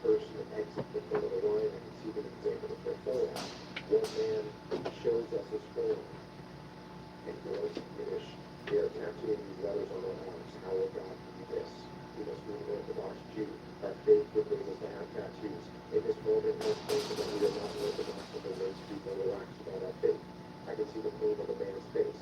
Dad assures him God will never punish you for something you cannot control. The tattoo on his forearm says, "Killer Battle. I intend to find out what that means."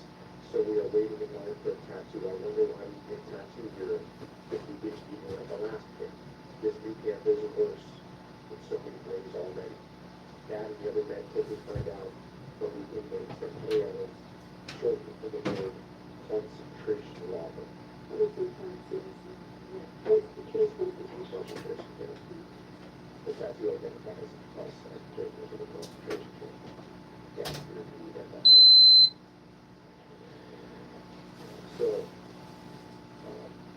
Max ends up working as a worker, ends up in a small little building in the road at the inside of airplane rooms. He says the Poles hate us. We're not homeless anymore. Once again, he's working alongside a Polish. With almost normal Polish civilians.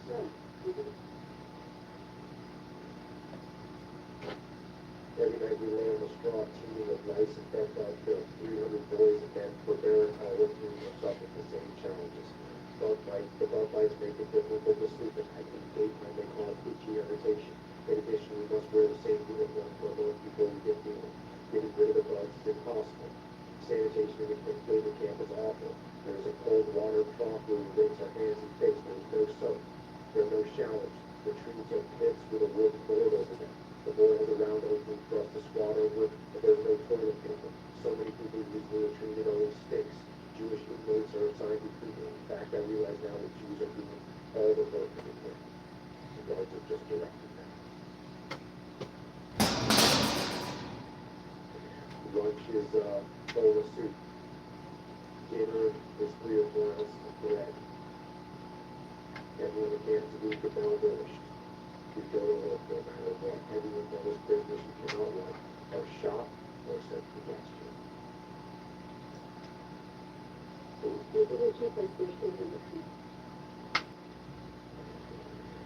Ends up in another concentration camp called Gaza? Russia. The rumor in the camp is that the Russians are now close to Warsaw and are threatening to override the camp if the Allies are close. Poland and Germany are bracing to attack. The soldiers here are more tense than at the other camps. You need to be very careful not to test their faces because they become more explosive with every little provocation. At this camp, we are to do work, not the factory. Instead, we move around the city in big ditches and build fortifications for the German troops.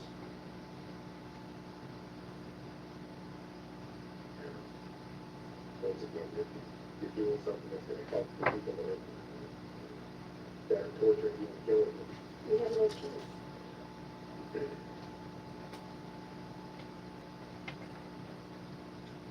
It ends up getting moved again. And again, we gotta read this book to get this story going to the high points of it right now, or the low points of yes, but in the end, he gets transported again, and Auschwitz is the destination. But the train comes to rest near Dresden. We remain at this location for nearly a year. Our work in the factory is consistent and comfortably predictable. We hear with increasing frequency that from the grapevine of the Allies are closer. Even some of the local Germans talk about what will happen if Allies enter Dresden. The night of February 13, 1945, the Allies' saturation bombing of Dresden begins. The sky lights up with flares from the first wave of planes. Subsequent waves of bombers drop phosphorus bombs that cause fires after exploding. The entire city has become a giant torch. When our factory housing gets hit, fire spreads quickly. Pandemonium breaks out as we prisoners walk down the stairs to the bomb shelters. The roads survive. Ahead, like a company ship. 2 days later, the bombs were found over and fall out of the bomb shelter to see the factory is half gone. And the accommodations upstairs from the things is lost. We must now sleep in low roofs that need freezing temperatures when we have no windows. So yeah, that's the bombing of Dresden, which was a historical, they bombed with these incendiary bombs which caught fire. And I want to say, 250,000 people were killed in that bombing. That would have been a lot of civilians, mostly civilians. And, people look at that in various different ways, but at this point in the war, it was a decision that was made. I think Churchill really drove that decision, because the Germans, the Nazis were good bombing and killing civilians in England, and he said, okay, well, and that's what they did. Of course, Kurt Vonnegut Slaughterhouse Five book is about coming out of Cuba and camps, prison camps. After that, because everything was just destroyed. They run in the city for 2 days.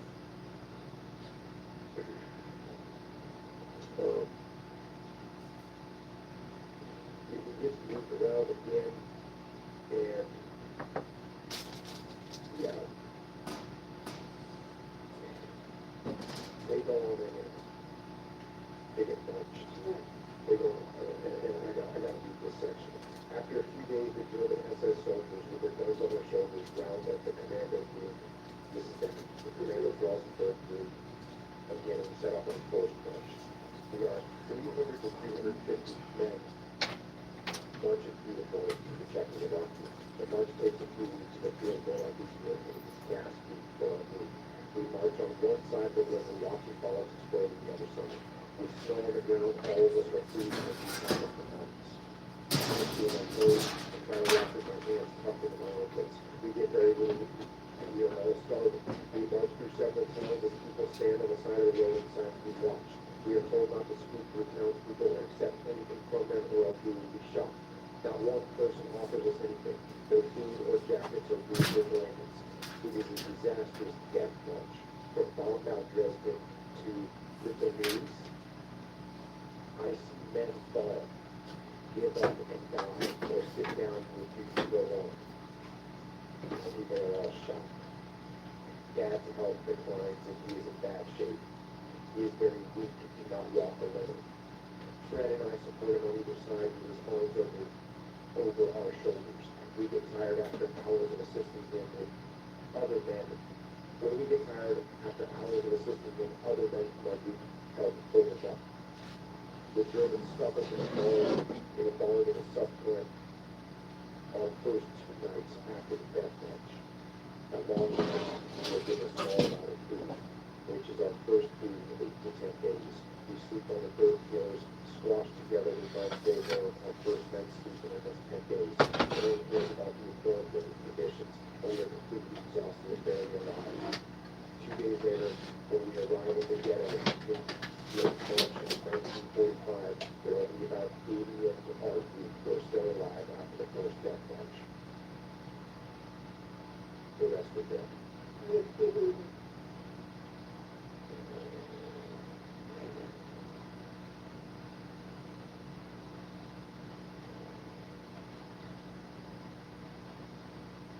So, I mean, at this point, they're putting to another camp. Max says here, everyone is being dead. It's exhausting. The camp is full of incredible stuff. We just organized. They get moved to a place called a small fortress, which was just another nightmarish hell.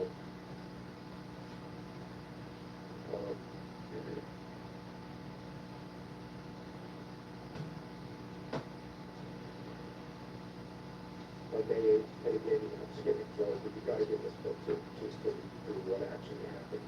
On May 8th, 1945, Soviet troops entered the small fortress with the working camps. What's that, the name of the town? Could this be the day we had waited so long for? The troops already here to liberate us on the first trip. These makes look good, man. We are no longer captives, prisoners and slaves to the German Nazis. The 3 of us, so it's Max, Fred, and their dad, despite all the odds that survived to today's liberation of their dad is very likely a death story. I think I'm proud to be their dad's gold watch chain rather than again, it's an incredible story. It's a similar story to yours in that your dad, Max's dad, had a chain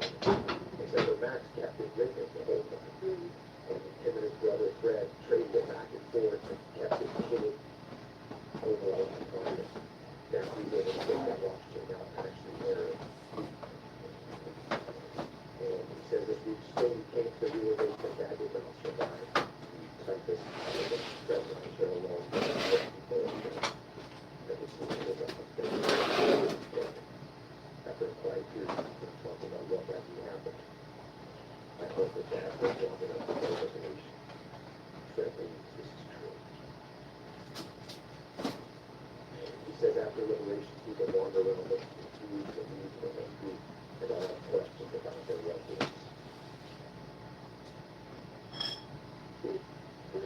That's before they were killed on the plane there. They were catching 6 weeks in the mountains. And they came out of this disease. And they decided to look for the father. In the community. A lot of people got that liberation. And they really got a lot of people in place, but they had no means. They never said anything. And when we were in prison in prison town, we had the names, but we didn't have it on our doors or anything. And you didn't have to names on the doors or anything. There's really no identity. Railroad something. No family to identify. So when someone died, it was just a body. Yeah. So that's what happened to us. He says here, with the help of the Red Cross, we find out that Bob and Cecilia went to Stuttgart, a camp in East Prussia.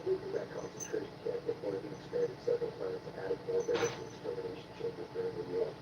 They tell us that Richella and Cecilia Schindler were killed there.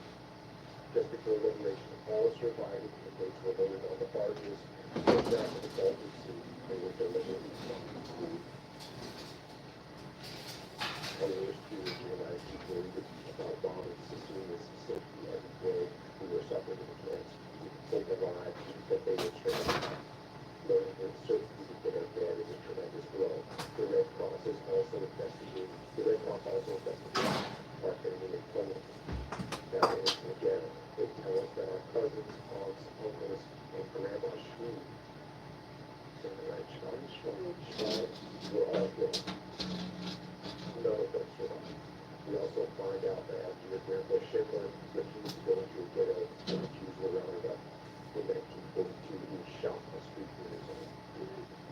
At 90 years old, we were dangerously.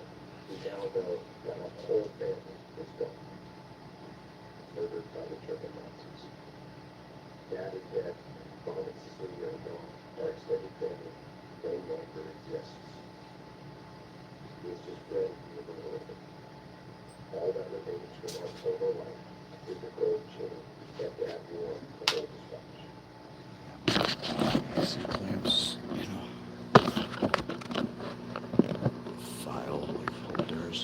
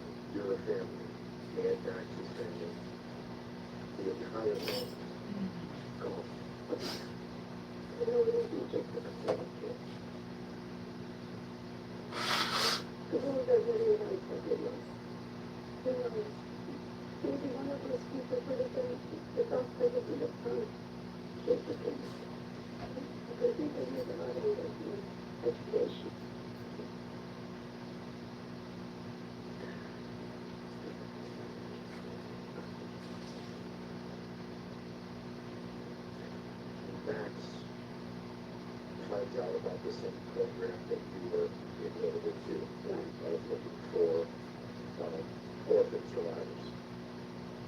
And the maximum age for that group was 16, Fred is 17. So Fred and Max decided to lie out there to get in there. We had no ideas. We had nothing. We had this. The clothes on our bodies, nothing. No identification or anything. So Max gets there, and again, you just gotta read the book to go through that transition and what it's like to go from a concentration camp to England with white sheets and white bread. He's got a part of there, he explains, white bread is basically like cake.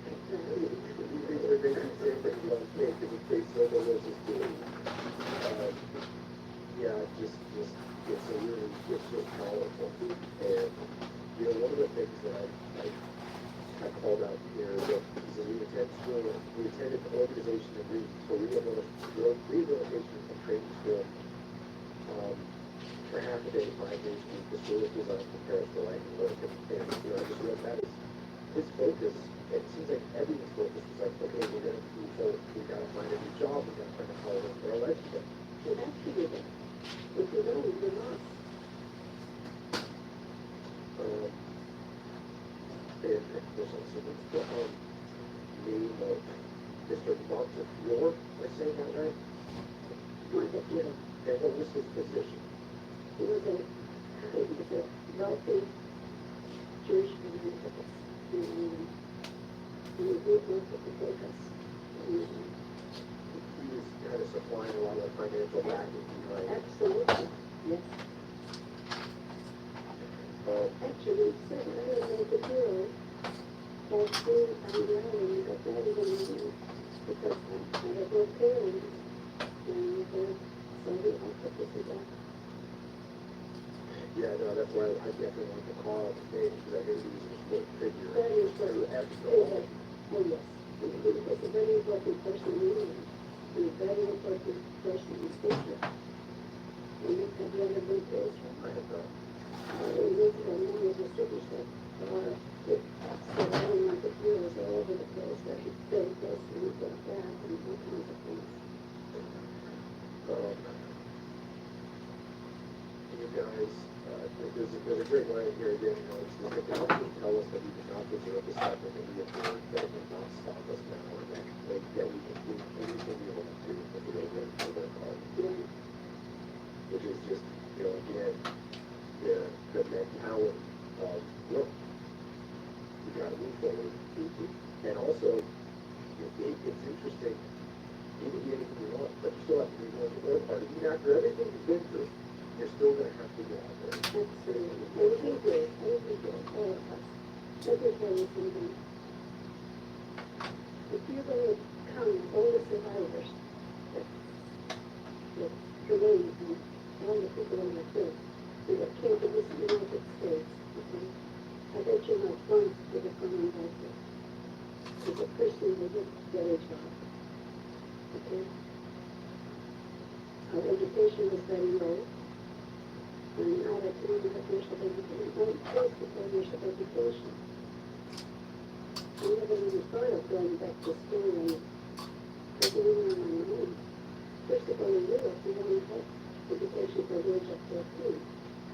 Even though I didn't have it in Europe because for the law after I was like 9 years old. But we all worked very hard to get where we are.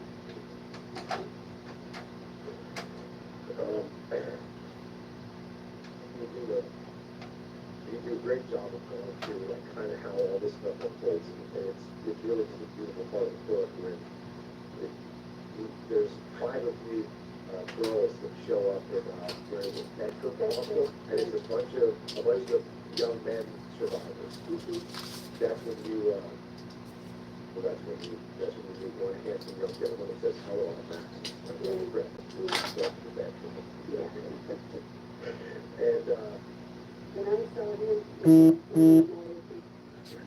made the call, huh? of course, we already had a girlfriend because all the girls from Bedford the town, the Jewish girls, they would come to the hospital, like the Jewish boys. So you had to, I had to wait. I took me some time. It took me some time, but I got it. test your patience. Right. That's what I need to do. But you gotta go after what you want. You gotta take a little risk sometimes. Up the road. You get jobs, you learn English. Now you moved to London. Who did you get to London? Is it you and Max and Fred that all moved to London together? And Because the hospital was closing, the kids were leaving. They were finding relatives in the United States.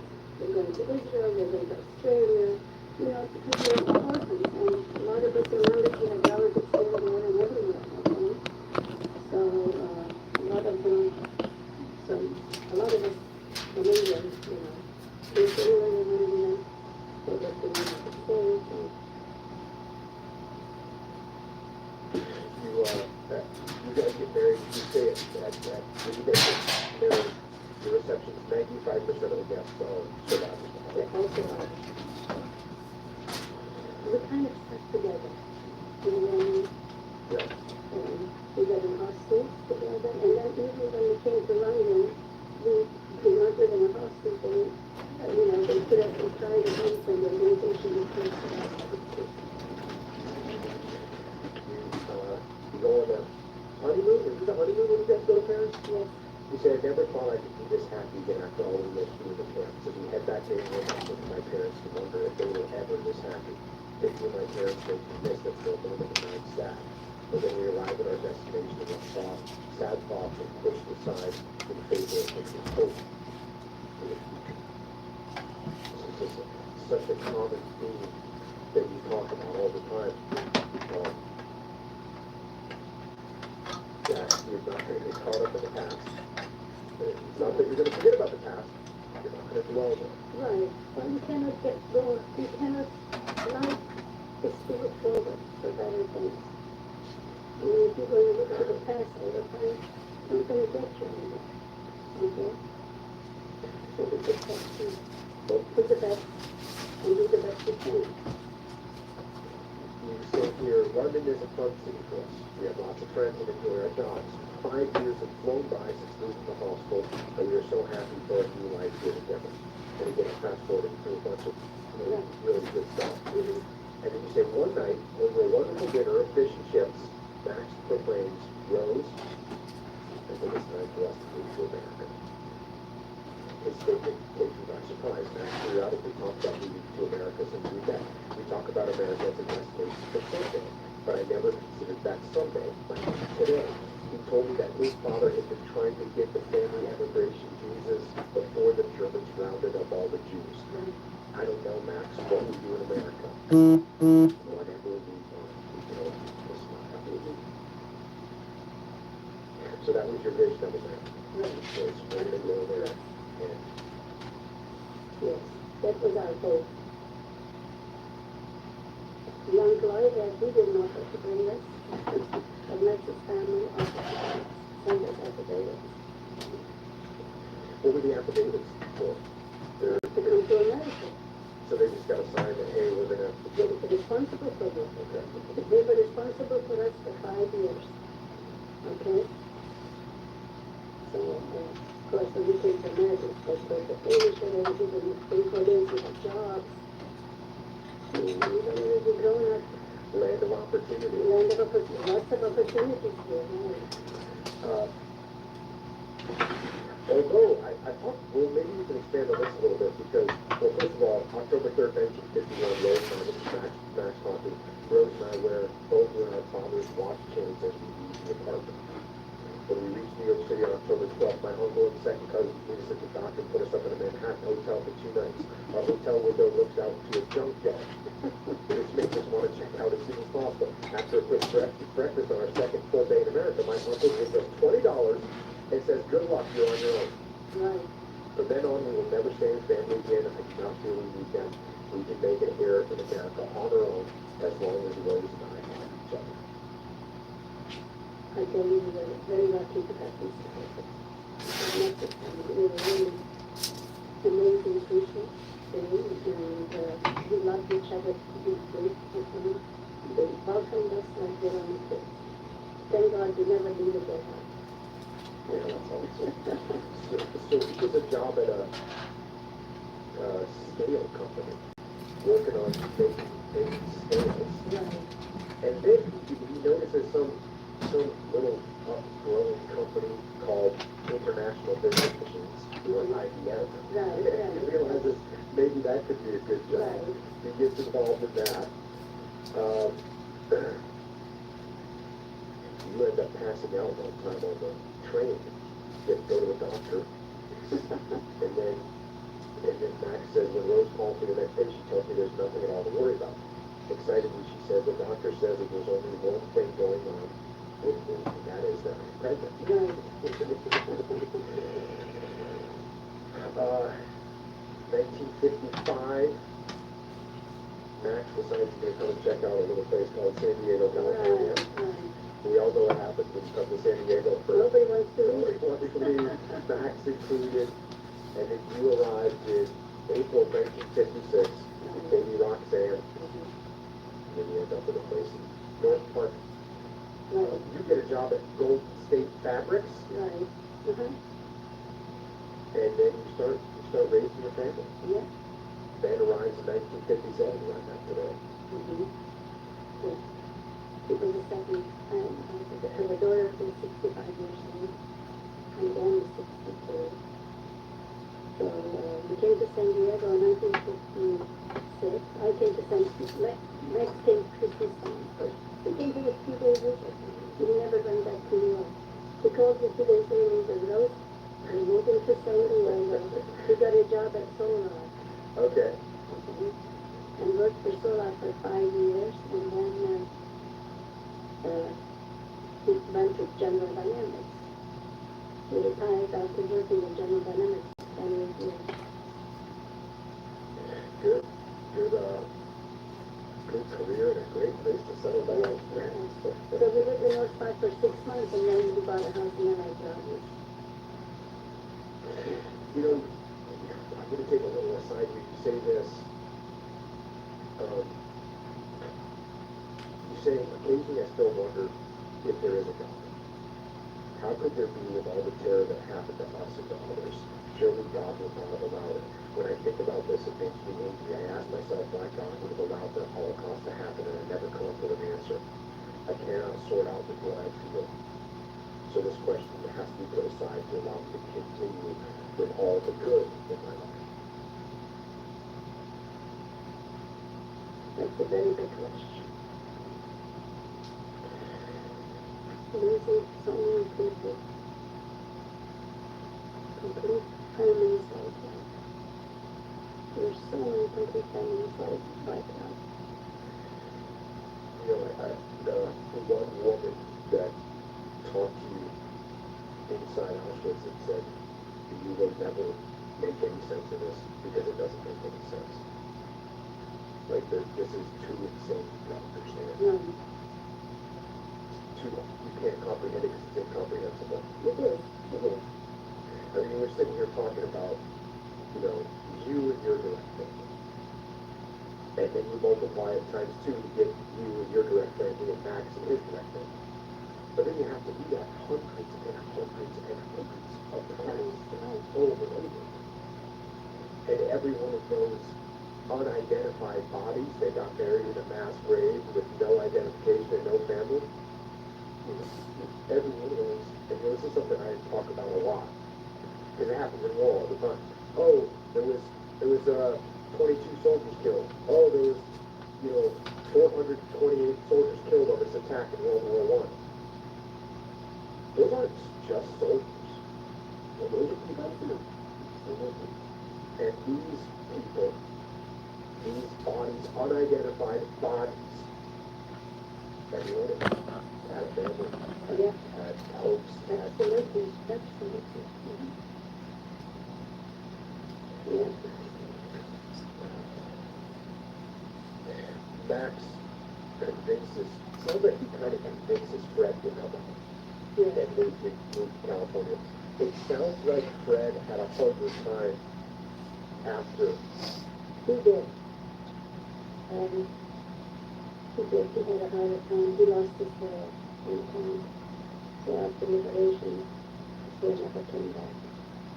And he was more, a lot of people are more obsessed than the past. The best thing is sometimes to forget some, not to think always about the past. Because you want to go ahead. Yeah, a thing that I talk to people when I talk about loss, right? Because I've lost a lot of friends, and when people ask me about how they handle that, I tell them to remember, but don't dwell. So we never want to forget what happened, Right. but we don't want to, as you're saying, we don't want to sit there in the past because we need to think about the future. Right. Absolutely. Absolutely. Max says we don't really talk about the past much at all. Our friends don't want to hear about the atrocities and we don't want to relive them. even in our survivors group, it's not a big subject. They can talk about losing absolutely everything, your home, your family, everything you own, even your family photos. For most Jewish families, the only people to survive are those who left Europe or hid. Our circumstances are rare. Even Rose and I have an unspoken agreement not to speak of it between us. We both understand and do not need to talk about it. We are focused on going forward, looking ahead, and working on everything together. That's what life is all about.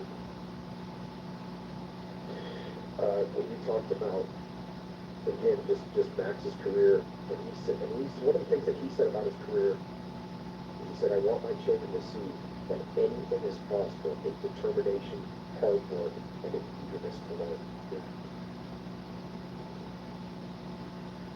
If the war would have been affecting Mark's survival, or maybe so family, he would have been really something very special.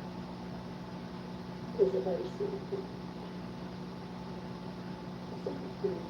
And also we have no education. There were a lot of big plans for the Shamer boys and debatable. And of course it all went to that. When your son Steve's 13 years old, and tell us about what happened there that kind of changed the direction of your life a little bit. Well, he was in the entrance and he played the part of Peter, okay? The teacher found out that his parents were Holocaust survivors. And he was junior high, you know, like that. And that's when I started speaking about the Holocaust. Before, we didn't want to talk about it. Because life goes on. So we didn't want to even tell our kids a lot about what happened. So when Steve was in this play, they started calling me to go on and talk about it. And I've been speaking yet. It's close to 15 years now. Steve is 62. No, he's 60. No, excuse me, he's 60. Ben is 62. Steve is going to be 61 next month. So you can imagine how many years I've been speaking about it. Well, one thing that you said in here that I think really is a bold statement. You say the Germans did not succeed in their endeavor to silence the Jews or prevent anyone from telling of their atrocities.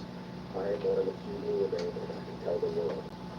AT25893 on my forearm has a deep value, and I am not one to pass up an opportunity.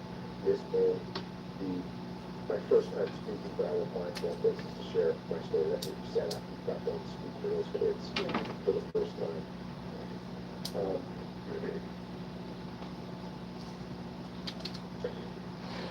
You were talking to Max after you did after you talked to the kids. The first time. Yeah, you guys are having this conversation. And this is Max talking, and he says, he's asking you, what were they asking you about? He says, what else did they ask? It says, Rose thought for a moment before responding. One child asked, why do I think I survived Auschwitz? She said softly. The fact that a child asked this is interesting. Sometimes children say things that adults won't. I know that Rose has thought about this before, so I'm interested to hear her answer. I push on the table. And what was your answer? I asked quietly. It's a miracle that I survived Auschwitz. Also, I really do think part of it is because I kept looking out and trying new things. I would not give up. I just continued and never gave up hope. As I process her words, she squeezes my hands across the table and says, you did the exact same thing. This takes me aback for a moment. It is true, but I've never thought about my time in the camps in this way before. It really is true that we don't know when the next attempt at survival might be the one that succeeds, I say. I smile and squeeze her hand back. You really are amazing, Rose. We got to this place together, Max, Rose replies, before placing a kiss on my cheek. We sit silently for a moment as we both ponder how our lives could have been different. Before this moment is broken, I squeeze her hand to get her attention. We have climbed mountains I did not know we could climb. We made it, Rose. We made it. Oh. And actually, as we came in, I'm sorry, He's gone for a few years now. He's married 67 years. well, I think that the incredible life that we shared together 67 years old. is a beautiful story.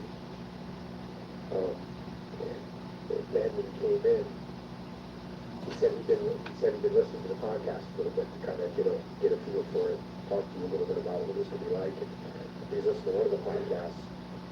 And one of the podcasts, what I was saying in the podcast was, keep moving forward. It's going to be hard. Keep moving forward. And he actually brought in a photograph of Max's tombstone.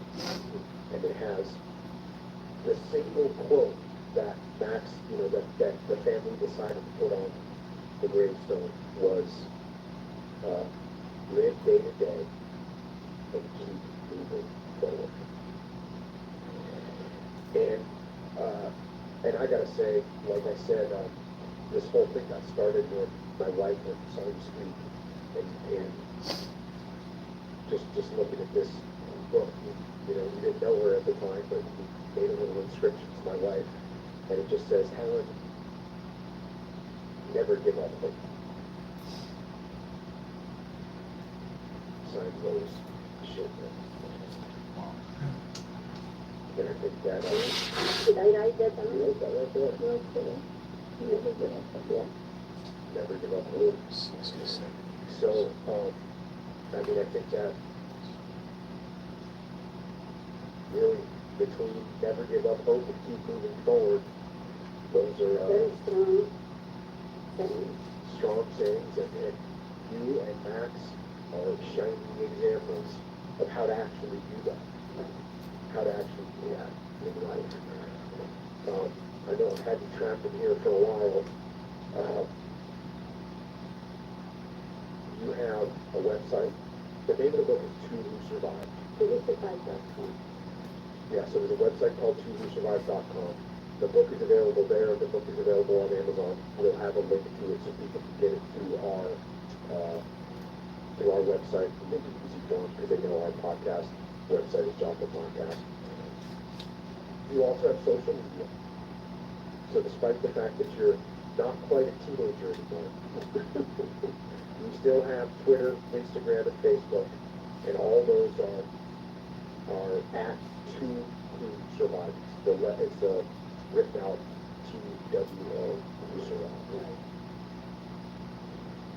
And the book, I'm telling you, I read a fraction of the book today. There's so many details in there. The stories, the two intertwining stories are so moving. They're so powerful. And like I said, it reads like a story. It reads like It's a real story. Exactly what happened. and the language is just, it feels like you're sitting across the table reading it. The language is actually, we did this for middle school. Well, it's perfect for me then. Yes, it's perfect for everybody, I guess, but we thought so important for us to follow to the kids at school. What I think was, okay? Yeah, it's a beautiful book. I mean, despite the fact that it's filled with horror, it still is a beautiful book about the strength of that human beings can display, even in the face of the evil of other human beings. Do you have any closing thoughts, Rose? I don't want to keep you. I want to thank you for doing that. I hope people will enjoy your story, okay? I don't even know. Hello. What I hope that people welcome. Hello. Smile there, Lord. Some people don't think I just asked if you really started. I think like this is a really little bit. I ever use them. I don't even know half the time I'm doing.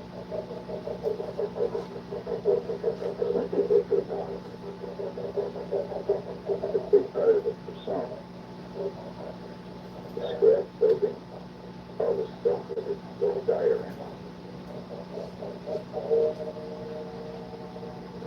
Yeah, I bet you 80-90% of people out there love trees, you know, it's not the way.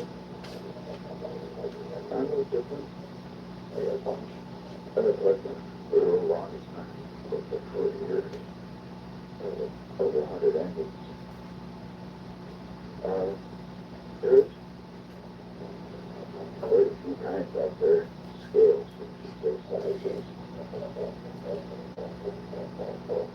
There's that two that I don't have, the real little, the seed, and the little cute. And those are really, really small, like super small. T is the smallest, C is the second smallest. Then it's N scale. There's the most popular, which is HO scale. Straight up O scale, so line out. A typical line out is called O scale. Pretty big, pretty big. One bigger than that, pretty much the last size. They think bigger than this, it'll basically ride on it. It's easy. But this is a G, guarded scale. And you can't actually run it outside. A lot of people have these in their yards, in their gardens. Growing up, I was always to go with them. I just could afford those. But you go outside, you're not silver spoons. But now, you know, you can pick all and set them up for $100. Back in the day, they were nice. But each gig, the size, kind of has their own big dog, their own fast, and it's probably arguable, but with N scale, Toledo is mostly the best quality, most detailed, the best track, why 9 yards, people they argue that, but I think the majority of people would agree.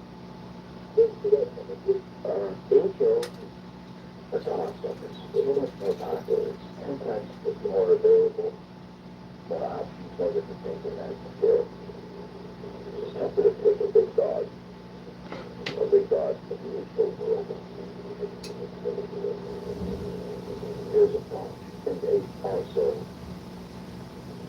have manufacturers that are for like people that the engines this size starting $1,000. And that's not for us, that's pretty good. I like to $20, $30. You think it's delicate? Every time I handle one, something breaks right in my hand. But they're very, very delicate. The condos aren't too bad. You do pretty well, maybe. I dropped these already for these Boston's and scale there. Just slow down and get it. When I couldn't need a title, I've never had condo stuff because it's fairly expensive. It's overpriced compared to a lot of other brands out there. I've got a couple sets, the ones upstairs at the tree. There's one of the other sets, the condo set, they're from Japan. And the other track is the best track available, so it's good track. But this size, I never had appreciation for how very difficult it is getting on track. So they all come with something called a rail, railers, and blue railers. They have the guide between them very easily after this unit system for them. But if you look at scale, these cars are so light, so little, and these little touch tab but it goes flying. The engines not so much. The engines are heavy enough for it to be upside, you know, touch and rock. So it can go just flop right over. Like everything else. I've already became a problem recently, but this is $630. But really, it's a game of us. Getting N scale trained on track, the smaller two are even worse. I don't even know how people can do it. I guess we haven't seen this since I was trying to do this. Not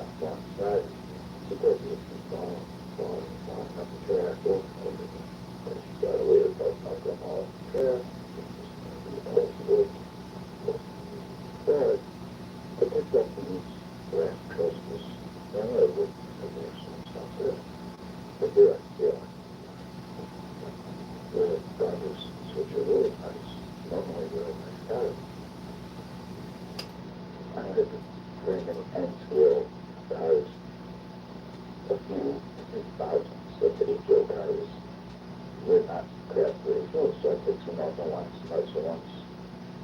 These are $100 a box. On sale for $88 a box. And I was disappointed, so I was going to do a little bit of review about why. Don't have a curtain, I got one instead of special cycle. Crack was open, I sat up over here. I was at the back because the tiny window had closed 19 months earlier. Because they share truck. It's like such a pain in the ass. It took me like a half an hour to get one on the track, only to just look at it wrong and the whole thing flop over and fall apart. I'd never seen this before. Initially, I thought something was missing. Like a shed, maybe missing something. Like wheels. Like the entire wheel truck. Because it turns out that they share the truck. So one of them has both sets of trucks. There are two. There are two different ones.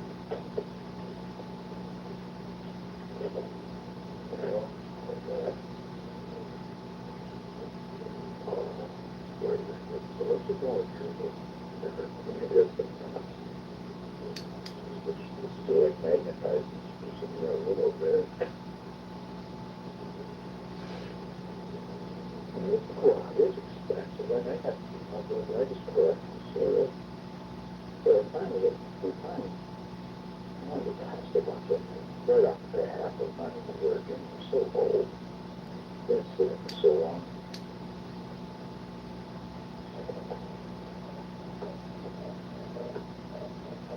I don't put it in the track. I just do it. Out there, and that's still the biggest pain.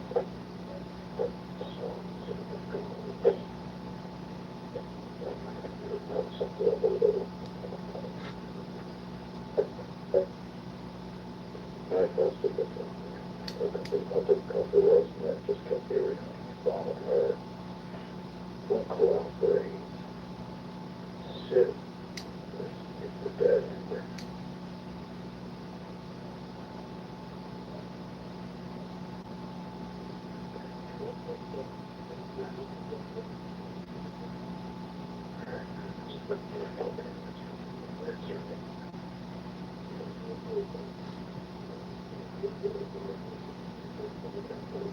I've been very tight with kind of stuff really good. And probably most normal people get in trouble with this.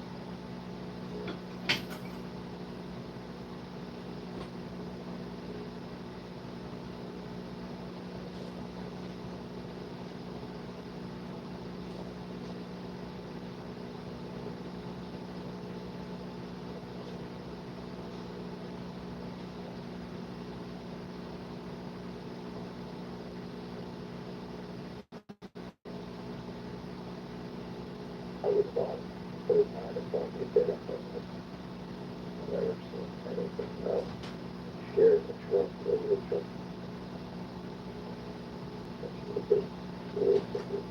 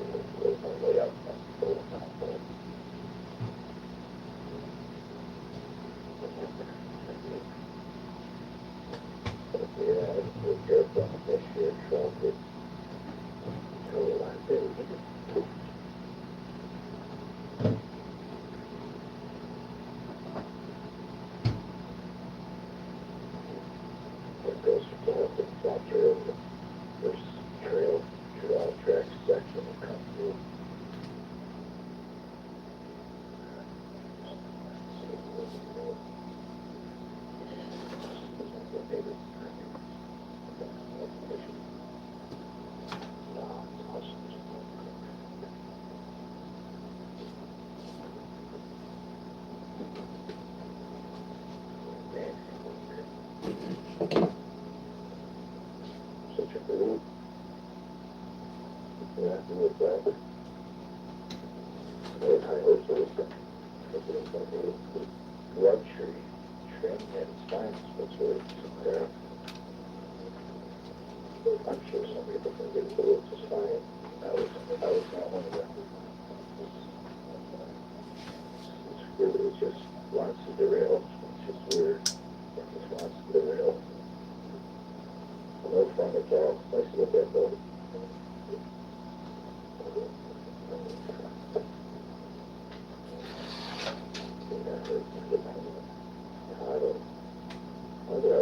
I didn't have super, super good, real high quality, really, really nice. And these are high quality, good. But that one sure attracts them. It's fun. I don't know why they would do that. I don't think they get into like either. Maybe. Not every month. I had a close son. I don't like that struggle with it. I had no successful couplings. But I have a good one. Thanks for hanging out. I'll do a live, I think. A live stream. Do some woodworking. Like that video. So, everybody have a good one. Bye-bye.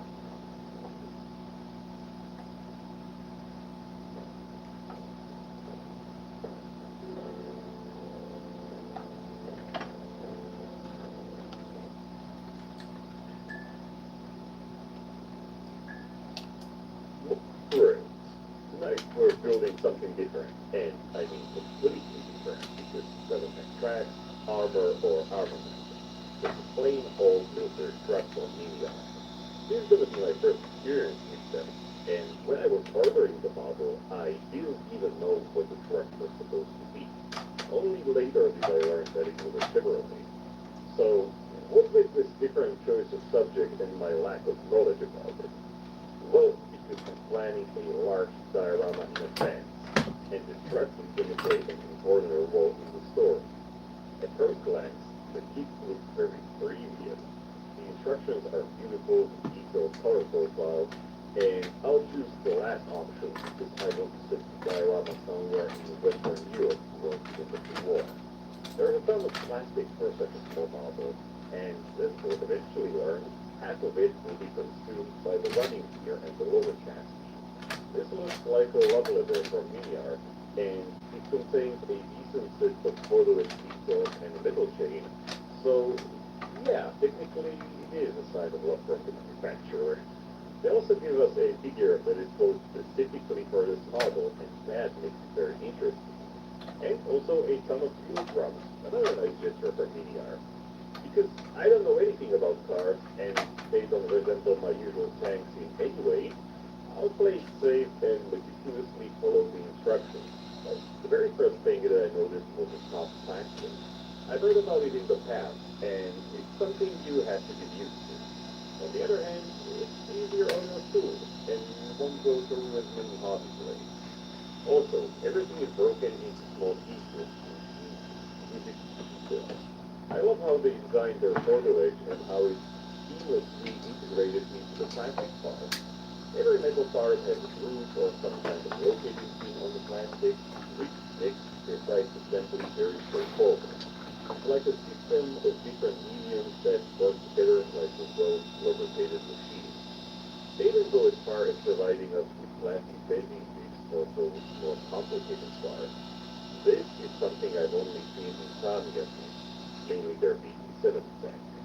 But hey, I didn't build everything in the world, so maybe it's more common than I think. But it's still a very nice touch. I also assembled the entire engine, mainly because I didn't know how much of it would be visible from the bottom of the truck, but also because I was just vibing with the kit, and the simple act of assembling plastic parts together was a ton of fun. Truth be told, the only improvement I did here was running out the north side with the hobby blade. Everything else is just perfect. By the time I was done with this, I was already halfway through the instructions. Yup, that's a ton of detail. The cabin, most of it will be even forever. Okay, the cabin is a different story, because here we actually can make a huge improvement. You see, the plastic seats are totally plain and boring. Reference images show that they were cushioned and covered with leather, and that's a much more interesting surface to work with. Don't worry, this isn't my interpretation of the thing. It's just a grippier surface for magic sculpt. It's a soft two-part epoxy putty ideal for jobs like this. After all, the name of the job is this beautiful. Now, I'm no sculpting expert, but my plan was to cover the entire seat with a reasonably thick layer and sculpt some details into it.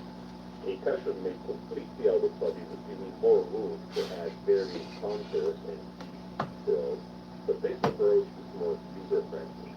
So after covering the entire seat with putty, I used a silicone brush to smooth out the surface and to get rid of any ugly marks made with the toothpick. Then I used the hobby blade to carve the main sewing lines. This way, I was able to break the cushion into smaller areas that would be much easier to texture further. Without them, the idea of adding delicate folds to an old leather seat was just too daunting to me. Once I was done with those, I added additional scenes visible in reference images for the Lucia. Imagine painting the seat without all of these fine surface details. As expected, it's not the best sculpting job in the world, but I think it leaves better from the original plastic itself. It's also going to be the biggest thing visible through the cabin windows, and now that I mention it, it's time for something highly unusual in my workflow. You see, the kit is designed in such a way that doesn't really allow you to build everything into assemblies and then start painting. Instead, I had to move over to my painting workbench and finish the interior before proceeding any further. Hello, freaking.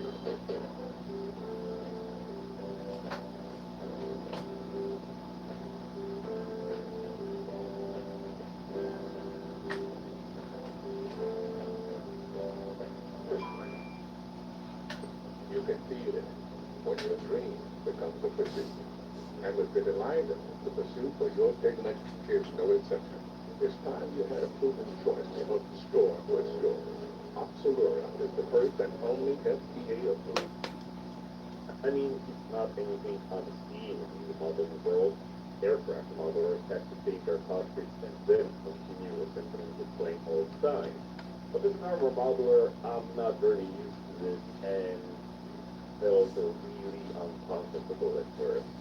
My painting was very basic because most of the interior is an element of shadows, and I'll repeat all these steps on the outside, so for now I'll give you just a very basic background, okay?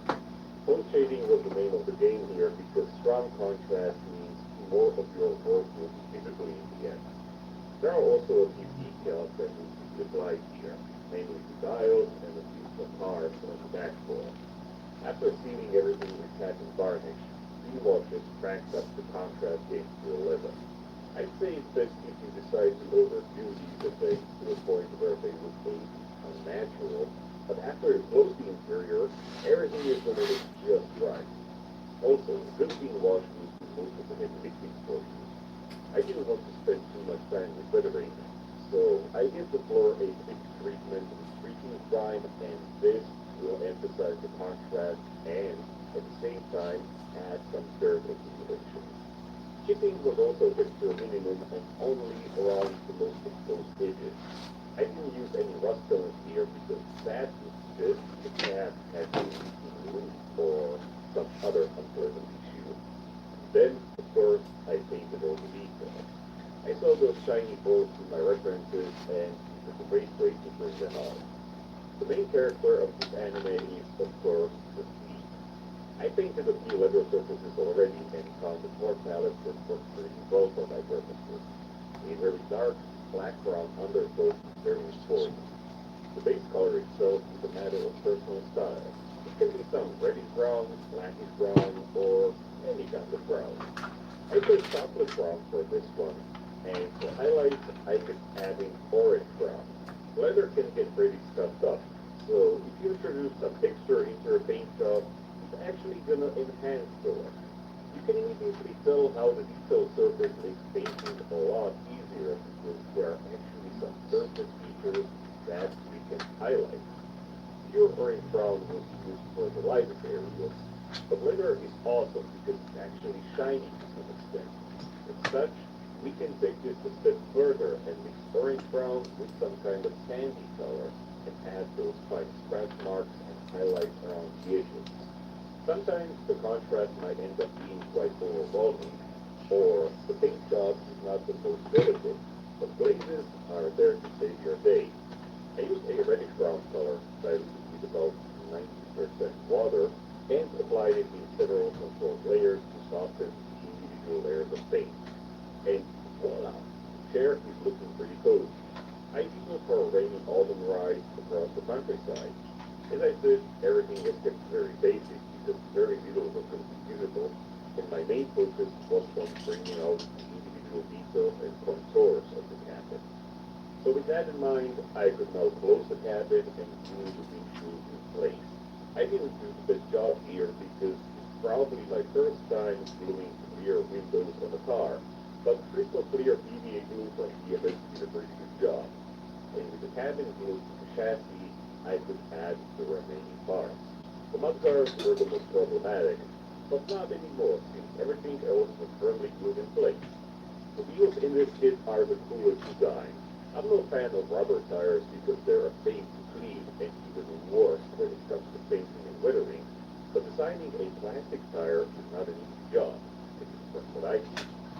These are designed in such a way that no seams are going to be visible once you put them together, and the details on them are exquisite, down to the smallest level. They don't have any sag though, and with easiest, although not the most convincing, way of replicating this is to sand down a small flat surface. They slide onto the hot just like in the real world, and it's gonna make your painting a lot easier. Now, Hard to laugh. Easy to get.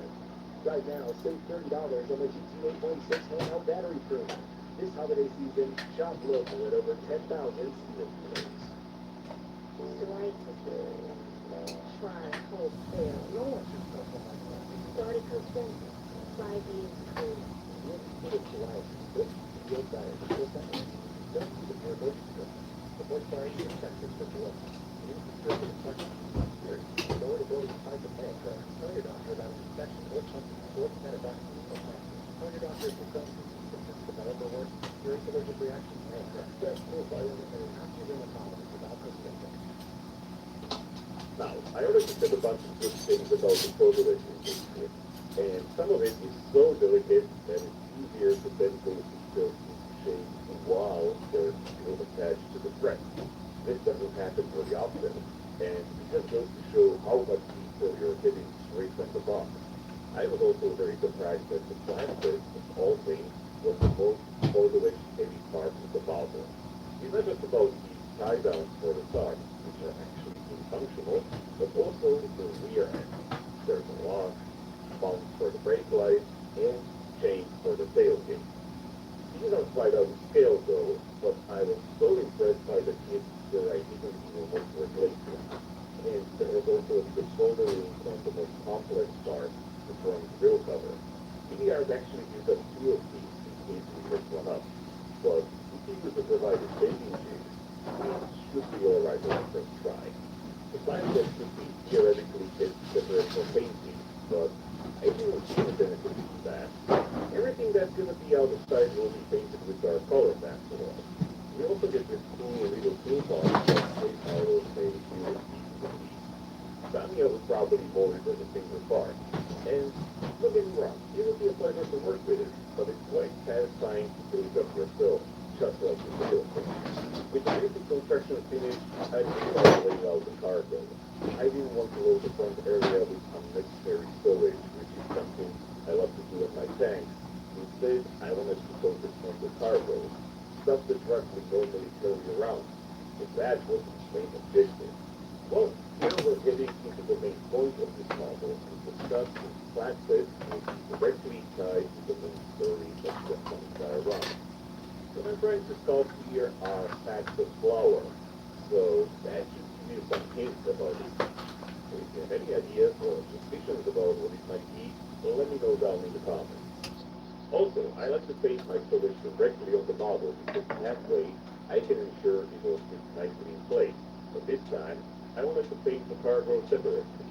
So I used a lot of powder on the flatbed and sculpted the sack on top of it. It wasn't easy because they kept moving around, but in the end, I managed to do a semi-reusable job. Sacks or sandbags are not the most exciting thing to sculpt for paint because these are cool, there are barely any holes in the fabric, but hey, what can you do, right? One thing I used to omit in the past was the side ends, and it was okay for me to replicate them with a small ball of putty. But replicating them more authentically is not difficult at all. You just need to roll green stuff putty into a paper-thin card, then cut it into small squares, and roll those up like ice cream cones. Attaching them to the sacks is not the easiest job, but the extra realism and fineness are totally worth the struggle. And because I had a lot of leftover green stuff, I added at least one obligatory tarp under a good grade to further personalize the model. To be honest, I didn't have much hope for my plan, but to my absolute delight, the sacks fused together with each other. Even better, they remained glued to the fuel drums. Okay, we're ready for painting, and this needs more unpleasant work in the form of masking. OGs of this channel know that this is my least favorite task in the world, and I'd much rather paint everything with a brush or use decals instead of masking and spraying stuff. Sadly, I can't replicate windows with decals or brushes, or at least not for now. Anyway, painting started the same way as the interior, or in fact, just like on any other one of my models. After washing the model in soapy water and removing any leftover dust and grease on its surface, I covered everything with a generous coat of laser finishing surface of black. Models with lots of complex shapes are especially good candidates for some sweet coat shading. And in this one, the black primer will create lots of artificial shadows on the running gear. It also affects the upcoming layers of paint to some extent, but more on that in just a moment. I wanted to get to lower sections painted as quickly as possible, because the only way to safely hold the model was with my gloved hand. And I'm not the biggest fan of that at all. When that was done, I would clamp it into my octopus end-to-end painting stand and finish pretty much all of the work without even touching the model. I chose basic olive drab from the AK Real Color range, which looks quite blanky brown on this surface, but if you instead use a gray primer, the color would be much richer. However, that's not a concern, as I'm using it only for the gradual build-up of shadows and highlights. Down here in West Seneca have a large selection of new Kias in South right now. Lease the new Kia 14 for $165 a month while supplies last. Seneca Kia, Transit Road West, Seneca. The next one, painted olive drab, probably one of my favorite paints ever because it just looks so good. It captures the soul, the look of olive drab, but at the same time, it's quite warm and beautifully light. If I went for a more realistic approach, this is the type of base coat I'd be comfortable with. But I like to make them as bright as possible because all the upcoming techniques, no matter how controlled and subtle, will make the model look a few levels darker. As such, I kept adding small quantities of buff from Samia into the basic olive drab, and I sprayed these highlights towards the top and around all those exposed edges for the great details. Airbrushing subtle color gradients is also a great way to add visual interest to these large, smooth surfaces where your weather options are quite limited. There are quite a few markings on this vehicle, and thankfully, linear decals are extremely thin and well printed. Because I added a large amount of clear from Samia into the paint mixture, the surface of my model was glossy and accepted the decals really well. I really appreciate those that are dedicated to all the fuel drums that were getting with the kit, and I'm putting the unused ones in my spares for future projects. So when I was done with the base coat and markings, I covered everything with a few generous coats of CMX matte and varnish.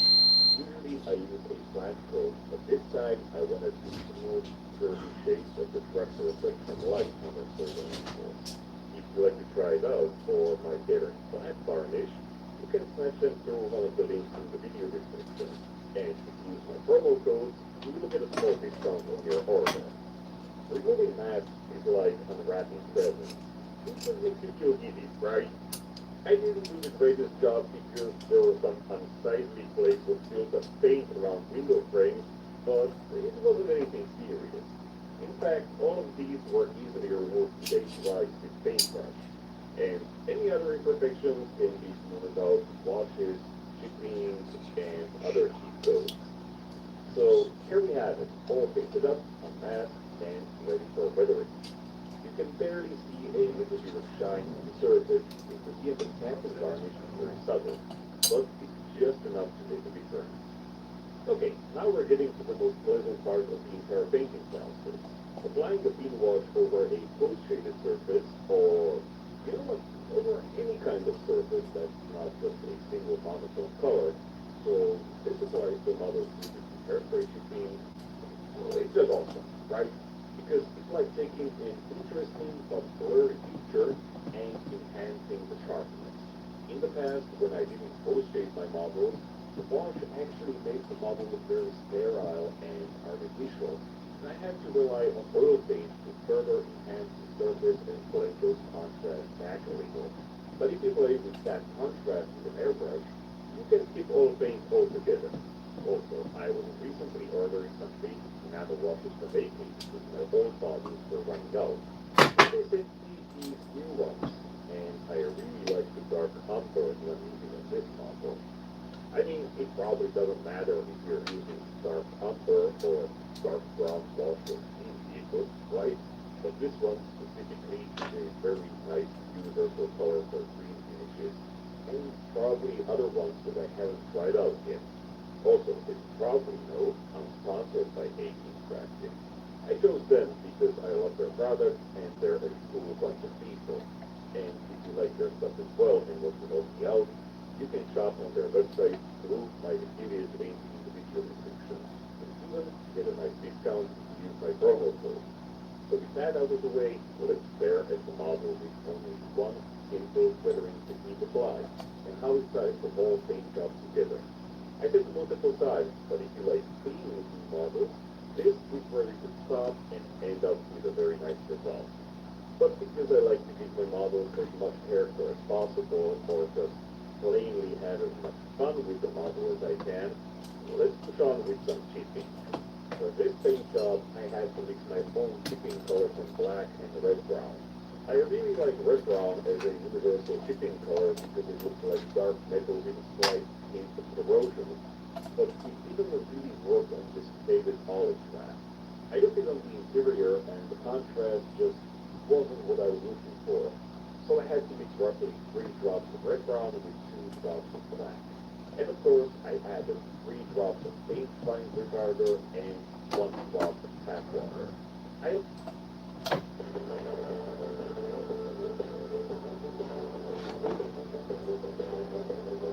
Revolutionary technology. I like adding a lot of wear to my armor models, but I wanted to keep the chipping on this truck more subdued. The reason the cabin because after all, even if it went through a fruitful service life, it definitely wasn't exposed to the same conditions as tanks on the front lines. Well, I mean, the bed, right? The flatbed is really the business end of this model, and if it carries heavy loads made from hard materials like steel drums, there's bound to be some serious wear on that all space. I guess airfare shipping would have been more efficient here, but then again, I couldn't use both shipping. You just can't have both, so you have to win some and then lose some. Or maybe you can, and I just didn't try it out yet. I went easy on the interior and didn't add any rust effects, but that definitely wasn't going to be the case on the outside of the truck. Shipping and subtle rust effects complement each other like bread and butter, and there are some paint jobs, olive craft included, that work really well with rust tones. I like to use oil paint for this, especially dark rust and on-site patina from 502 Upside. They have light rust in their selection, but I like on-site patina much more because it's more vivid. I use Anger's white spirit for blending on all my enamel or oil paints, and it's a regular hardware store thinner, nothing model specific. It's a more economical solution, but then again, it's much harder than surface-grade thinners or scale modelers, so you have to do some testing before you accidentally build the paint job on your model. At this point, the model is becoming much richer, because so far it was only about olive craft and some blackish brown weathering effects, so I'm glad we're finally introducing some color in the form of rust effects. Up next are the various surface details, and let's start with the trickiest one, the back view mirror. I have this basic function guide from the hardware store again, and luckily one had almost the same diameter as the mirror. Self-adhesive chrome foil is the same as the mirror foil, but because I have to make this detail like once every 10 years or so, it is good enough then.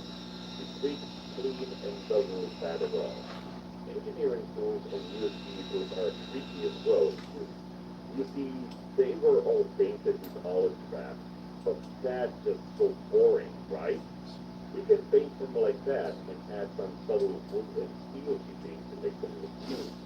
Or we can go the most complicated way as I did and actually paint them as old tools with their raw material. I painted the steel parts with medium and light gray acrylic paint and then gave them a controlled wash of the same rusty oil paint I used just a moment ago. This leads to some exciting results, right? We couldn't handle the paint coated with British khaki, and I gave them some very basic wood grain texture with light earth. I pay more attention here, so I wasn't going to cover it all. So, Yeah, now I just had to paint the remnants of olive trap from AK third generation acrylics. And I went for a really, really strong look because I wanted to show off those raw materials underneath. It's a small area filled with interesting textures, so I wanted to make the most out of it. The same enamel wash was used as well, but I blended it differently. Sort of simulate some design, some clear hands, and to add contrast between the tools and the various plants and straps. The rest was just about painting the belt in a nice contrast to the leather color, and this area of the model was finished. Wheels, or at least in their basic form, were really simple. I just painted the tires with rubber black, a perfect color for this type of surface. Then I picked out the molds with a shiny aluminum paint to make the wood worn down from frequent painting. While I had that shiny paint in my palette, I painted the reflective element of plastic with each a drop of shiny appear red. Okay, now we're actually moving on to the storage and cargo because I like to paint them right along with the details that are a part of the vehicle itself. I have two wooden trays on this model, and I painted them using the same method as I showed you on the tool handle. Of course, they have much thicker surfaces, and that means they deserve more attention. So I played around with different flavors of massage with the green texture. Diluted brown, reddish brown, and even a brown green for some awesome stimulation and really disseminate the age. Black brown dirt paint can be also blended in the corners and towards the bottom to add some extra volume to these otherwise flat surfaces. And small details such as emphasizing the nails with the nail file really gonna make them stand out on the model. I could have even done a splash of paint, let's say some vivid green or something else, but this time I wanted to have some fun with faded blue textures.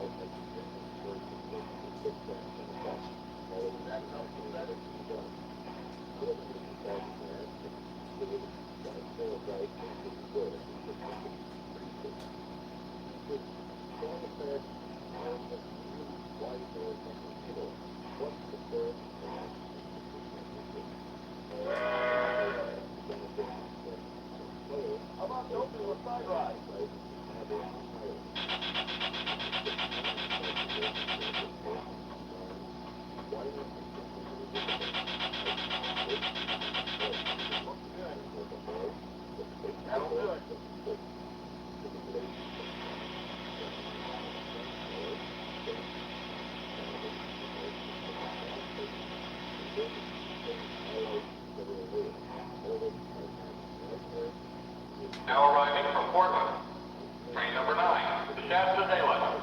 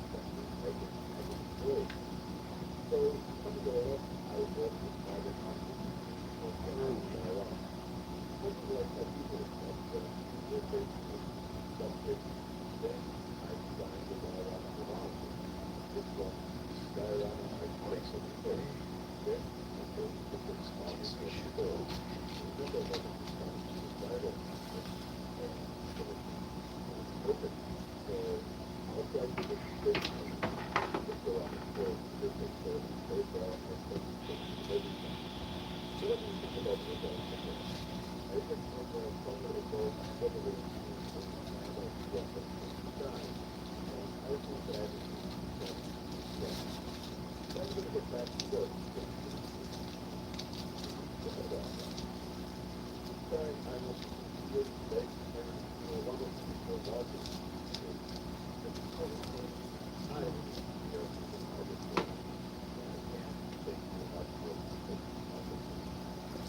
your first juvenile batch.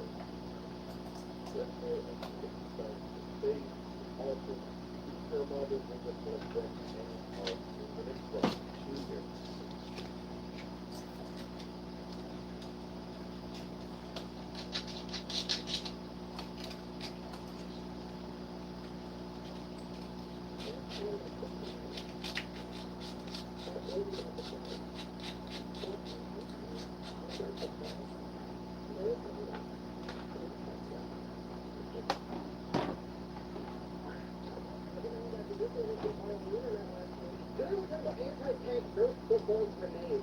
Ladies and gentlemen, I present to you the Fogo Gap. It is a series of lowlands between East and West Germany, and throughout the duration of the Cold War, it is thought to be the most likely site of a Soviet invasion. The reason for that being is it was one of the only geographic locations that would allow the Soviets to drive their tanks from their territory into West Germany. And if you don't know, this was especially concerning because the Soviets had a fuck ton of tanks. I mean,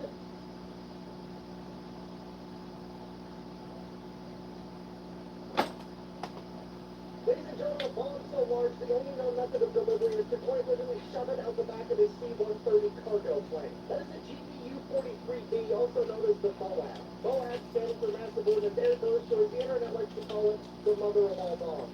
Coming in at 30 feet long and weighing 21,600 pounds, it is the largest piece of non-nuclear bad guy baloney mesh technology the United States has ever dropped out of the sky.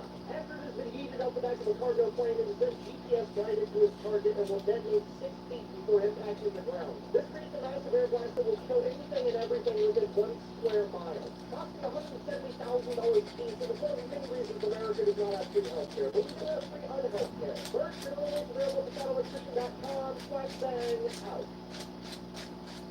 Oh yes, the famous electric metal stuff is destroyed. Amplified on the higher level.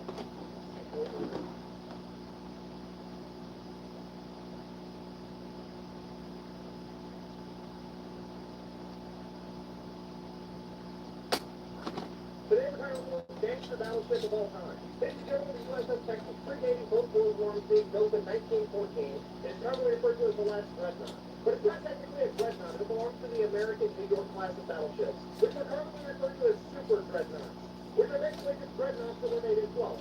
And you're never going to believe this, but they were better than all the ones made with the metric system.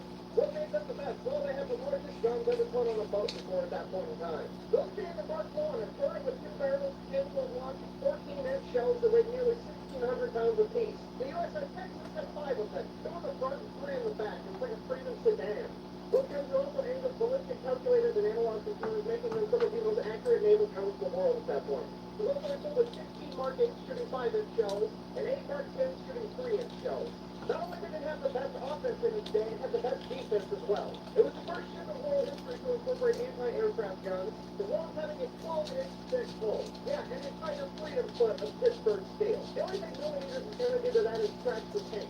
But he has the best battleship ever made at that point in time. I can make it more intimidating. That's easy. You haven't been the first American ship to ever incorporate Marines in its crew. I want to say that again, but slower. They let the fucking water grubs drive the biggest aquatic gun ever made.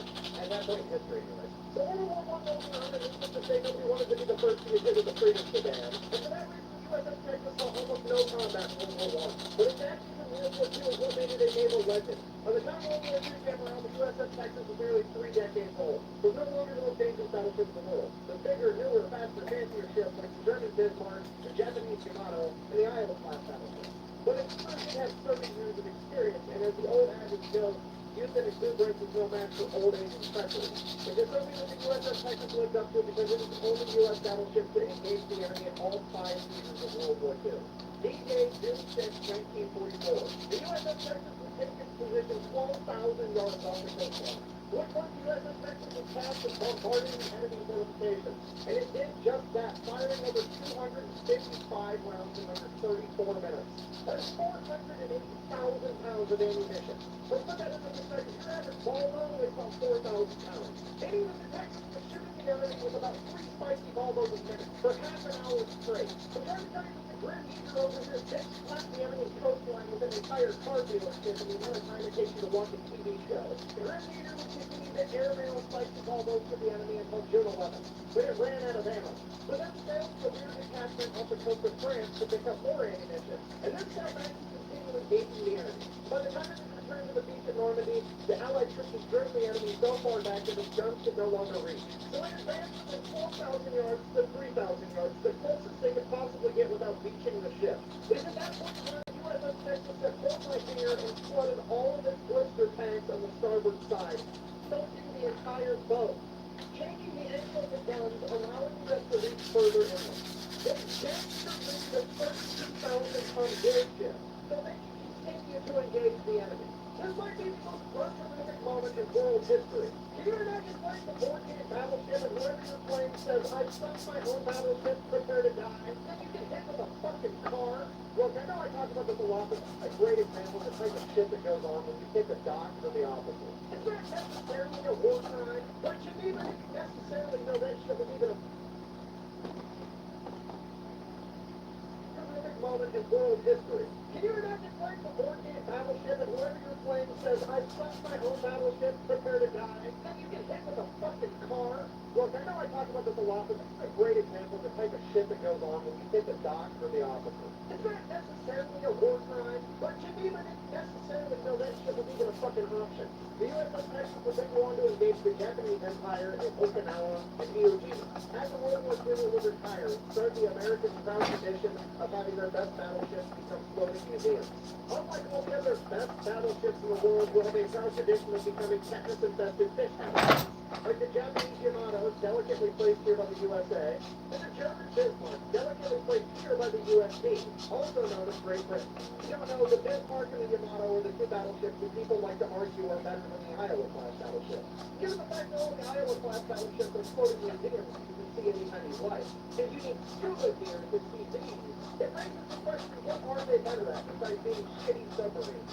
Information on the most gangster battleships of all time, you can go to battleshiptexas.org. You can donate, buy memorabilia, or even buy a piece of the ship itself to help preserve this naval legend. Thanks for watching. I hope you enjoyed it. We have 4 new shirt designs and sticker designs available at my website. So that should be in my bio or the video description, or you can go to bunkerbranding.com and look up the Fat Electrician. Until next time, thank you for your service. Pleasure hanging out. Good morning. Did you get it? Oh my God, what's that? I forgot to send in my essay. We could be a class on that. Wrote it down. You know, it's just...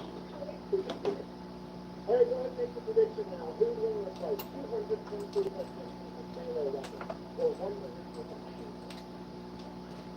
Today was one of the most gangster Marine ever. A man is so remarkable that General Eugene Clark would declare him to be the most outstanding Marine of all time. A man that was so fierce on the battlefield that General Spencer D. Butler, one of the 2 Marines to ever receive the Medal of Honor twice, would declare him to be the finest Marine he ever knew. Ladies and gentlemen, the only other Marine who received the Medal of Honor twice, Sergeant Major Dan Bailey, born in New York on November 11, develop even if it's the boxer, no reason for the paperwork. And while looking at the paperwork, it seems that you tell them at the beginning to humanize the character, in this case, we did the same thought, because when you're through the paperwork, you kind of butterfly effect of time, but it's what you're doing in the world. You see, that's one of the late 1800s, the information was being spread the same way as today, so looking at the paperwork back then, they could always got the book taken. This is a deal more information than 99% of the market.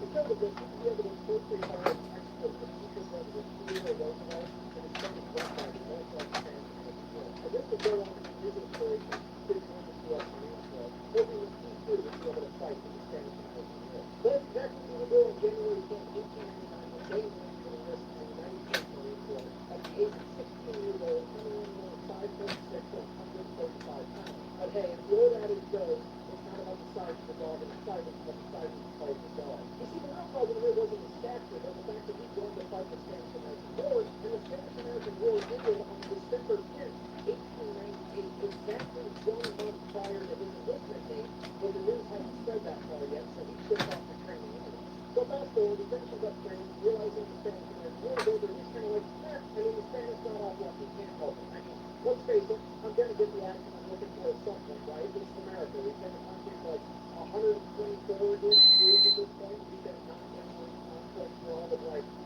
45 seconds at this point. Surely something's gonna pop up soon. So let's just put on ship duty over the 80 minutes to do that stuff to it.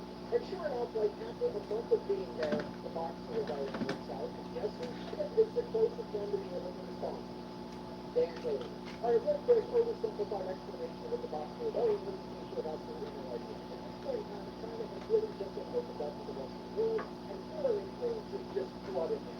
You have Western businesses going in there trying to make money. You've got Western governments going in there doing like, hey, you got room for democracy? And then you have missionaries going in there, also trying to spread Christianity. And all of this influence came so fast, so quick, that a large portion of the Chinese population felt that it was too much, too soon, and they started to push back and started a nationalist movement. Part of this nationalist movement is a multi-governmental practice coming forward now. So somebody from the West kind of still gets an awful lot like shadow boxing, so they took the first young man as boxers, hence the term boxers about it. These boxers got together, started to label themselves as the Society of the Righteous and Remain the Spit, and they proceeded to run it beating the spit out of the spit in every foreign diplomat, business, and missionary. And it was the best dance of the 1960s. The first day in the Western show up in Cape China, which later will become known as Beijing, the capital of China. At this point, they constantly needed to take over a large engagement center on the southern border of the city, known as the Republic. They then gather up all the refugees that you find, get them inside the engagement center, and set up a defensive perimeter. Thanks for going, guys. Now we're just going to the shore. Problem, hours and hours go by, and the reinforcements don't show up, and it's about to start. This is where the reinforcements are thinking, hey, the reinforcements are definitely on the way, but we can do this thing.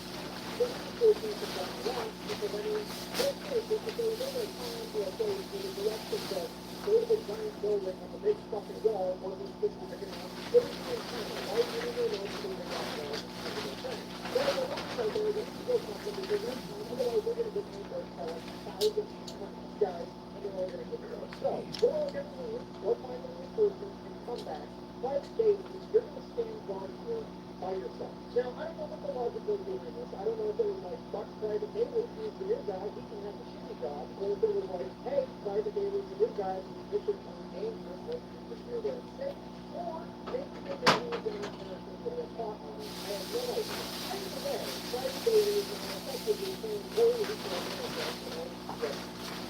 Like a really out there, they were actually a box of them themselves. I don't know them have done like stuff really like they were wrestling. By and large, we're all playing there's nothing but food, what have you. Some of them are even just out to do a business, but they're just not very quite either way. I think it's going to be one of the most ridiculous battles of all time. I mean, this is the stuff you get drunk at the bar and ask your buddy, like, hey, you think you could take on all 300 stones if you had a machine gun? Like, that's exactly what's about to go on here. I mean, in one corner, you've got an 18-year-old Marine with a machine gun, and in the other corner, you have 200 martial artists with like bow staffs and shit. You literally have gun fu versus kung fu, okay? And this is just taking kind of thing. The society of the righteous and the spirit. The killing and full-heartedly believing in the vital exchange of the faith of serious footballer. Yeah. But it's the type of boy that comes to fighting just for gunning things and passing the game. And he opens fire with the machine gun, and they fight well into the night. The rest of the Marines are a couple miles away. They find the reinforcements, and now it's too dark to make the traveling and driving city at night safely, so they've adopted a little defensive position on the rotating position of daylight. There's only forced to just sit there and listen to the machine gun fire, and the yelling, and the screaming, and the machine gun fire, machine gun fire, and they suddenly the machine gun knows how to handle it. It's a 12 back sniper fire, 12 back sniper fire. You take the machine gun reload, and it's more machine gun fire, and it goes on to the code, and then it's progressively gets slower, and there's less machine gun fire, less screaming, and less machine gun fire, less screaming, and suddenly it just stops. At this point, the Marines have to accept the fact that their friend has just died courageously in battle, fighting an entire bomb by himself because they left him alone. And all the civilians that they've been tasked with protecting are going to be slaughtered. And now all they can do is sit there and wait for the second. So the first thing that the Marines start making their recommendation saying, well, the Marines letting us because, well, I know what they're going to find, so really sit there and cover the Marines daily, and make sure that those are taken care of. And they're still making their way there, and as they get closer, they're like, man, Mike Bailey's really took out a lot of these guys. That's impressive. And they get closer, and they shit. He took out the heart of these guys. It's so aerodynamic masquerade out of the game. And they get to the top of the wall, and there's Mike Bailey smoking his pipe, sitting on the machine gun, and they're like, holy shit, he made it. He's like, yeah, why is it done? Well, we heard the machine gun stop firing, and just assumed you could killed. He's like, no. I only quit firing because they quit coming. Dan Bailey has effectively put off his hospital. He has single-handedly defeated 200 rebels by himself, saving all of the civilians as well as saving the day. All the Marines are like, holy shit, we're going to nominate this guy for the Medal of Honor because this is incredible. All the businessmen and the delegates are like, oh my God, we've seen what one Marine can do, and now we've got 12 perfect Marines. We're definitely going to make it out of this alive. Hooray. And all the missionaries are like, oh my God, this is not what we meant when we said we wanted to make these people more holy. How do they have to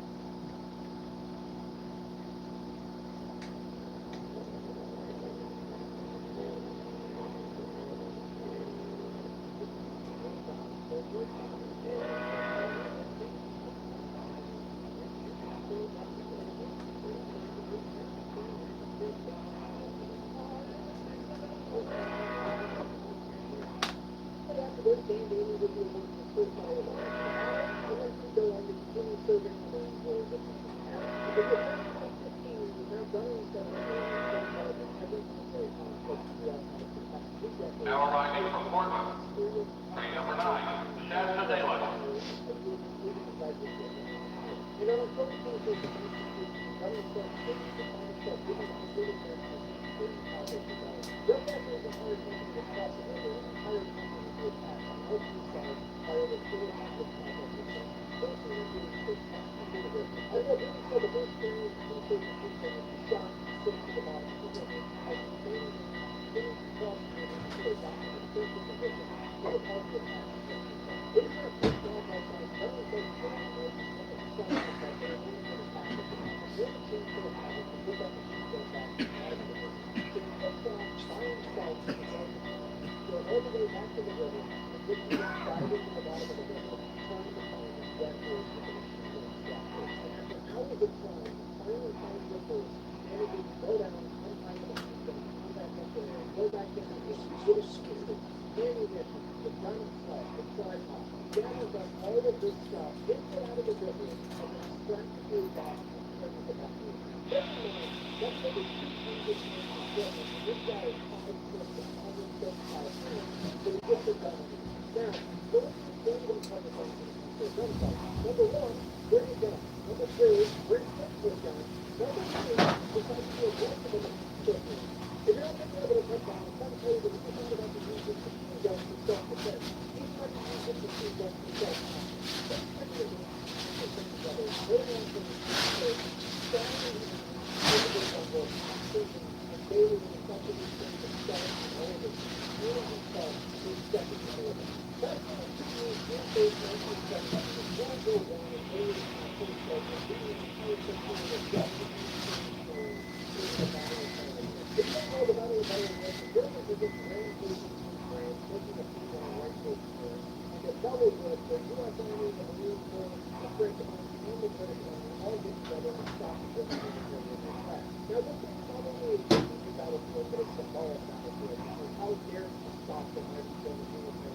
they're going to put my phone into their future. Because of this, they actually stop it from their own people. But then they're like, okay, stop it, let's take the government and get back to Paris and we'll fight the war. We don't want this problem in the war going by the Germans because of this. And it was a good point to Marine leaders that they would be responding by saying, and I quote, hell, we just got here. And then the Marine Corps pretty much gone for gas plants, bricks and bayonets, and fight their ass off for the next 26 days. Okay, here's what I need you to understand. Ultimately, the Marine Corps can actually be on their side. They're the outnumbers and outclassed. The German military is one of the most veteran fighting militaries on the planet at this time. And the Marine Corps is primarily comprised of a bunch of 18-year-old kids that have never seen combat. However, the reason those 18-year-old kids is a bunch of fucking badasses that are dangerous. They were pretty much told that they did a paper voice of the war. He is now a 45-year-old man with 2 medals of honor that has been in the Marine Corps since he was 16 years old. This is a grizzled veteran that has been there, done that, and the t-shirt. And he was about to go on his top, and he fucked shit up. So the battle of Ella was picked up and he said, how do you mean for yourself to be able to shot and he is now out of the game? Okay, so you know what that means? The officer is the one guy on the battlefield that sort of shot, and he is now gone. The regulator and also the machine, and still does the same thing and now covered an entire company out of her. That's where it is that German artillery starts by lighting instant fire. They use entire machinery, sets the fire out, and then all the ammunition is exploding, saves the entire battle. That's where 5 days later, the German machine guns fought the fight advance on daily. They could get up by himself with nothing but 2 tragedies at his first 1911. Using the 2 grenades to disable the machine gun before approaching, shooting this man in the opposite, killing him, and taking the other 14 Germans and taking him to war. Fast forward a couple of hours, still distant, Bill Bailey looks around at the faces of these young men in this battle, and they're getting tired. They're looking like this is the worst time of their life. And it's a big point that King James decides to leave for the rest of the night quickly. This battle is effectively going to stalemate for the last 3 days, and he's had enough of this bullshit. He gets up, walks right out into the open, and sees field with functioning with no man's land between the Marines and the Germans. He looks at the German line, turns around, looks at his Marines, and yells, come on, you sons of bitches, you want to live forever? You're charging us.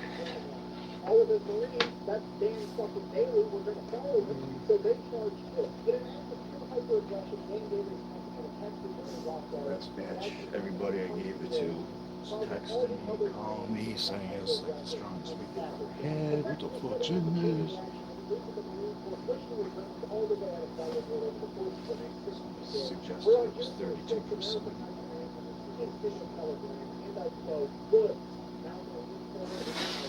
Given America's first win in World War I and the Marine Corps extreme officer, due to the blatant hyper-aggression of the Marines, the Germans began calling them the Twinkle or the Devil's Eyes. And it's all because of the action of First Sergeant Dan Bailey. After the Battle of Ella, Bailey repeated his service throughout World War I until on the 11th hour of the 11th day of the 11th month of 1918, the German troops surrendered, effectively ending World War I, which is why in America we celebrate Veterans Day on November 11th, and also by sheer coincidence, sure, Dan Bailey said, the guys remain good.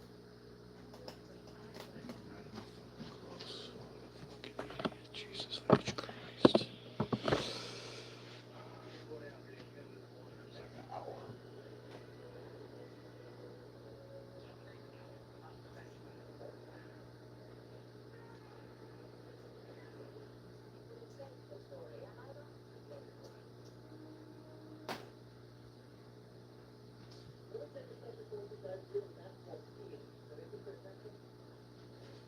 But every time I know it's doing it, we're doing something for the show, we're just getting the tired of it. This full facility and it's strong. You're going to put people at the door, you don't know, that's all you're doing. They probably have stuff going in the press.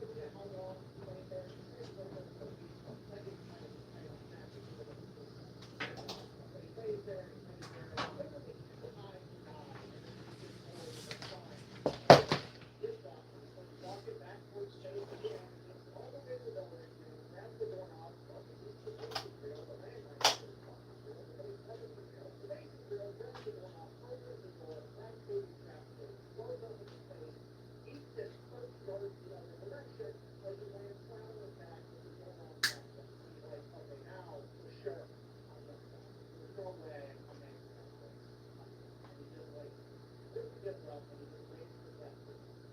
Play a man, 1 day passes, 2 days pass, 3, 4, 5, 6, 7 days pass. He's still just laying there like, thankful. And finally, some Finnish soldiers come up and I'm like, hey, you want some help with some holy shit? Yeah, that'd be great. And the Finnish guys were making their orders and they wanted them to stuff. And the other 2 Finnish soldiers are like, well, you only see one of you in the state you have in England. And you get this guy killed, we'll let him know to come back and kill you later. So you survive. Or you'll have to play him.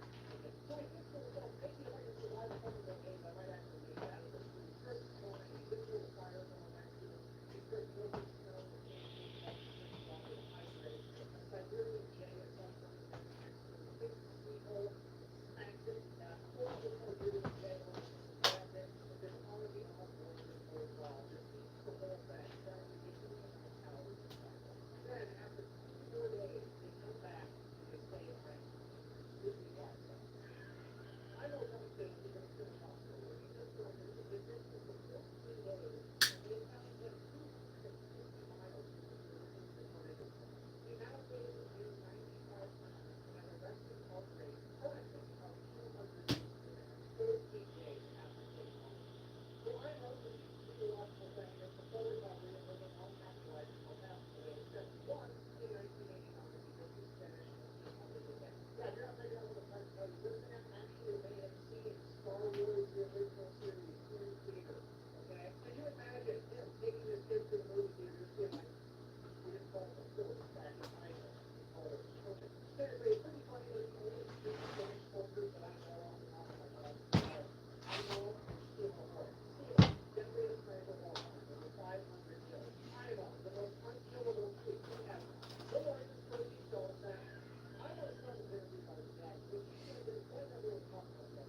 So if you don't talk to a major uncle, people started designing into a local newspaper, they're starting a competition for who had the best crazy independent story ever. And he wrote the story down, mailed it in, and he's been going, congratulations, you got second. How the fuck did this guy get second place with this thing? Did Simo Hoya enter the same competition? And that's the only logical explanation, other than that there was some Karen on the chessboard. Like, I don't know, this story is super unbelievable, and you ask me, it's fact. To which my argument is, well, look at him. Do you think that guy's lying about this story? Do you really? Because homeboy looks like he's trying to hit a key intersection and go straight, okay? That's not his product. He just moves that fucking fast. There's no way he's lying about this story, and I'm legitimately mad he didn't fucking competition for some reason. Okay, this story's getting out of hand. We need to move the video on. I guess, in conclusion, it's important to bear in mind with how incredible this story is that I know is the exception and not the example. You should not do drugs because they are in fact bad for you. Okay? Don't do drugs. Also, don't fight to finish and for they have not really finished. It's bad.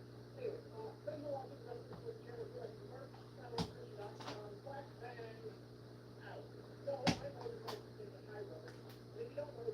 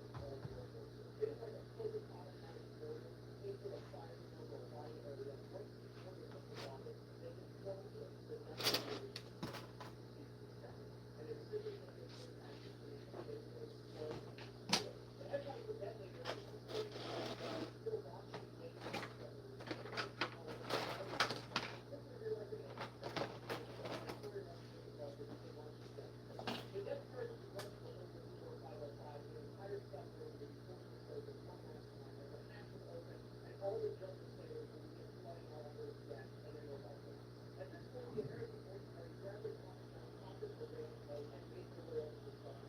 They received no resistance from the Germans as they made their way down the action to the sun and working on this entire thing. Okay, time out. I need to make sure you fully grasp how ridiculous what these Americans are about to do actually is. And what the Germans do was it is so very advanced that the reason that they're living in this people, they train on this people. This people has control over their life and their business. And they have decided particularly that, hey, this thing is so damaged that we need to run for it. And then while they were evacuating, and also for smaller countries, which are large explosive devices that detonate ensuring that the ship sinks so that America can retreat. So not only is the situation so bad that the investigation is here, but then the situation goes on the way out. And you now have 9 Americans, one of which is a fucking camera guy, going ahead to do what they could pull off. This mission is seemingly impossible and borderline insane, but they do it anyways because America. So the game type of stuff that you need for the radio technicians and also doctors as the electricians go to work and find the boat and the damage control machine has to be original from the gate the motor back up. And while all of this is going on, the officer in charge of the American Air Force, Lieutenant Albert David, notices that the submarine is sinking so fast that there is now water pouring into the overpass on top. And it's at this moment that he has to make a split decision. He either has to get his men out and save their lives, or he has to shut that hatch and give them more time to cook. But if they can't pull it off, they're all going to die. And without thinking twice, he closes it. A few minutes later, the second one was running the 4505. They were kept to open the hatch inside the submarine. With a 50-second retreat, that's all the back street. So they did the next best thing. They got a phone line, tied to 4505, USS Wellington. As the USS Wellington, they held it around the sea. Feeling that they were outmoving the American miners by 185 years. You see, the people didn't have enough power to keep the light. They were running entirely on batteries. The reason they didn't have power was because the power was fixed. The power was fixed because the mission didn't motor them. So what they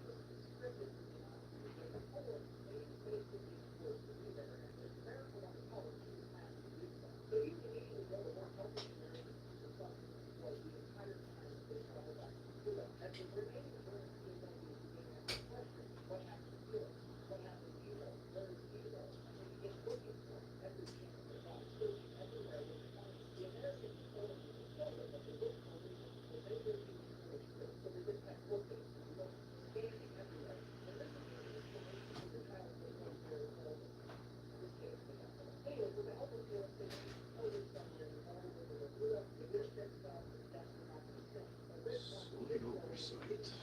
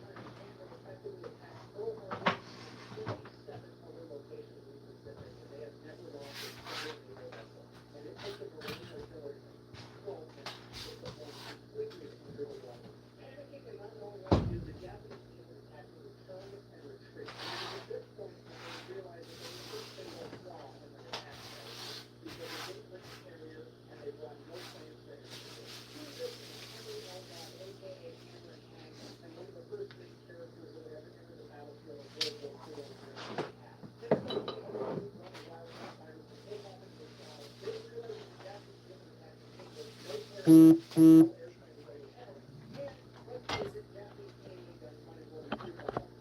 a full meal. Yeah, my battery's almost dead. I better go. My battery's toast. I'll be back later. Thanks for hanging. Have a good day.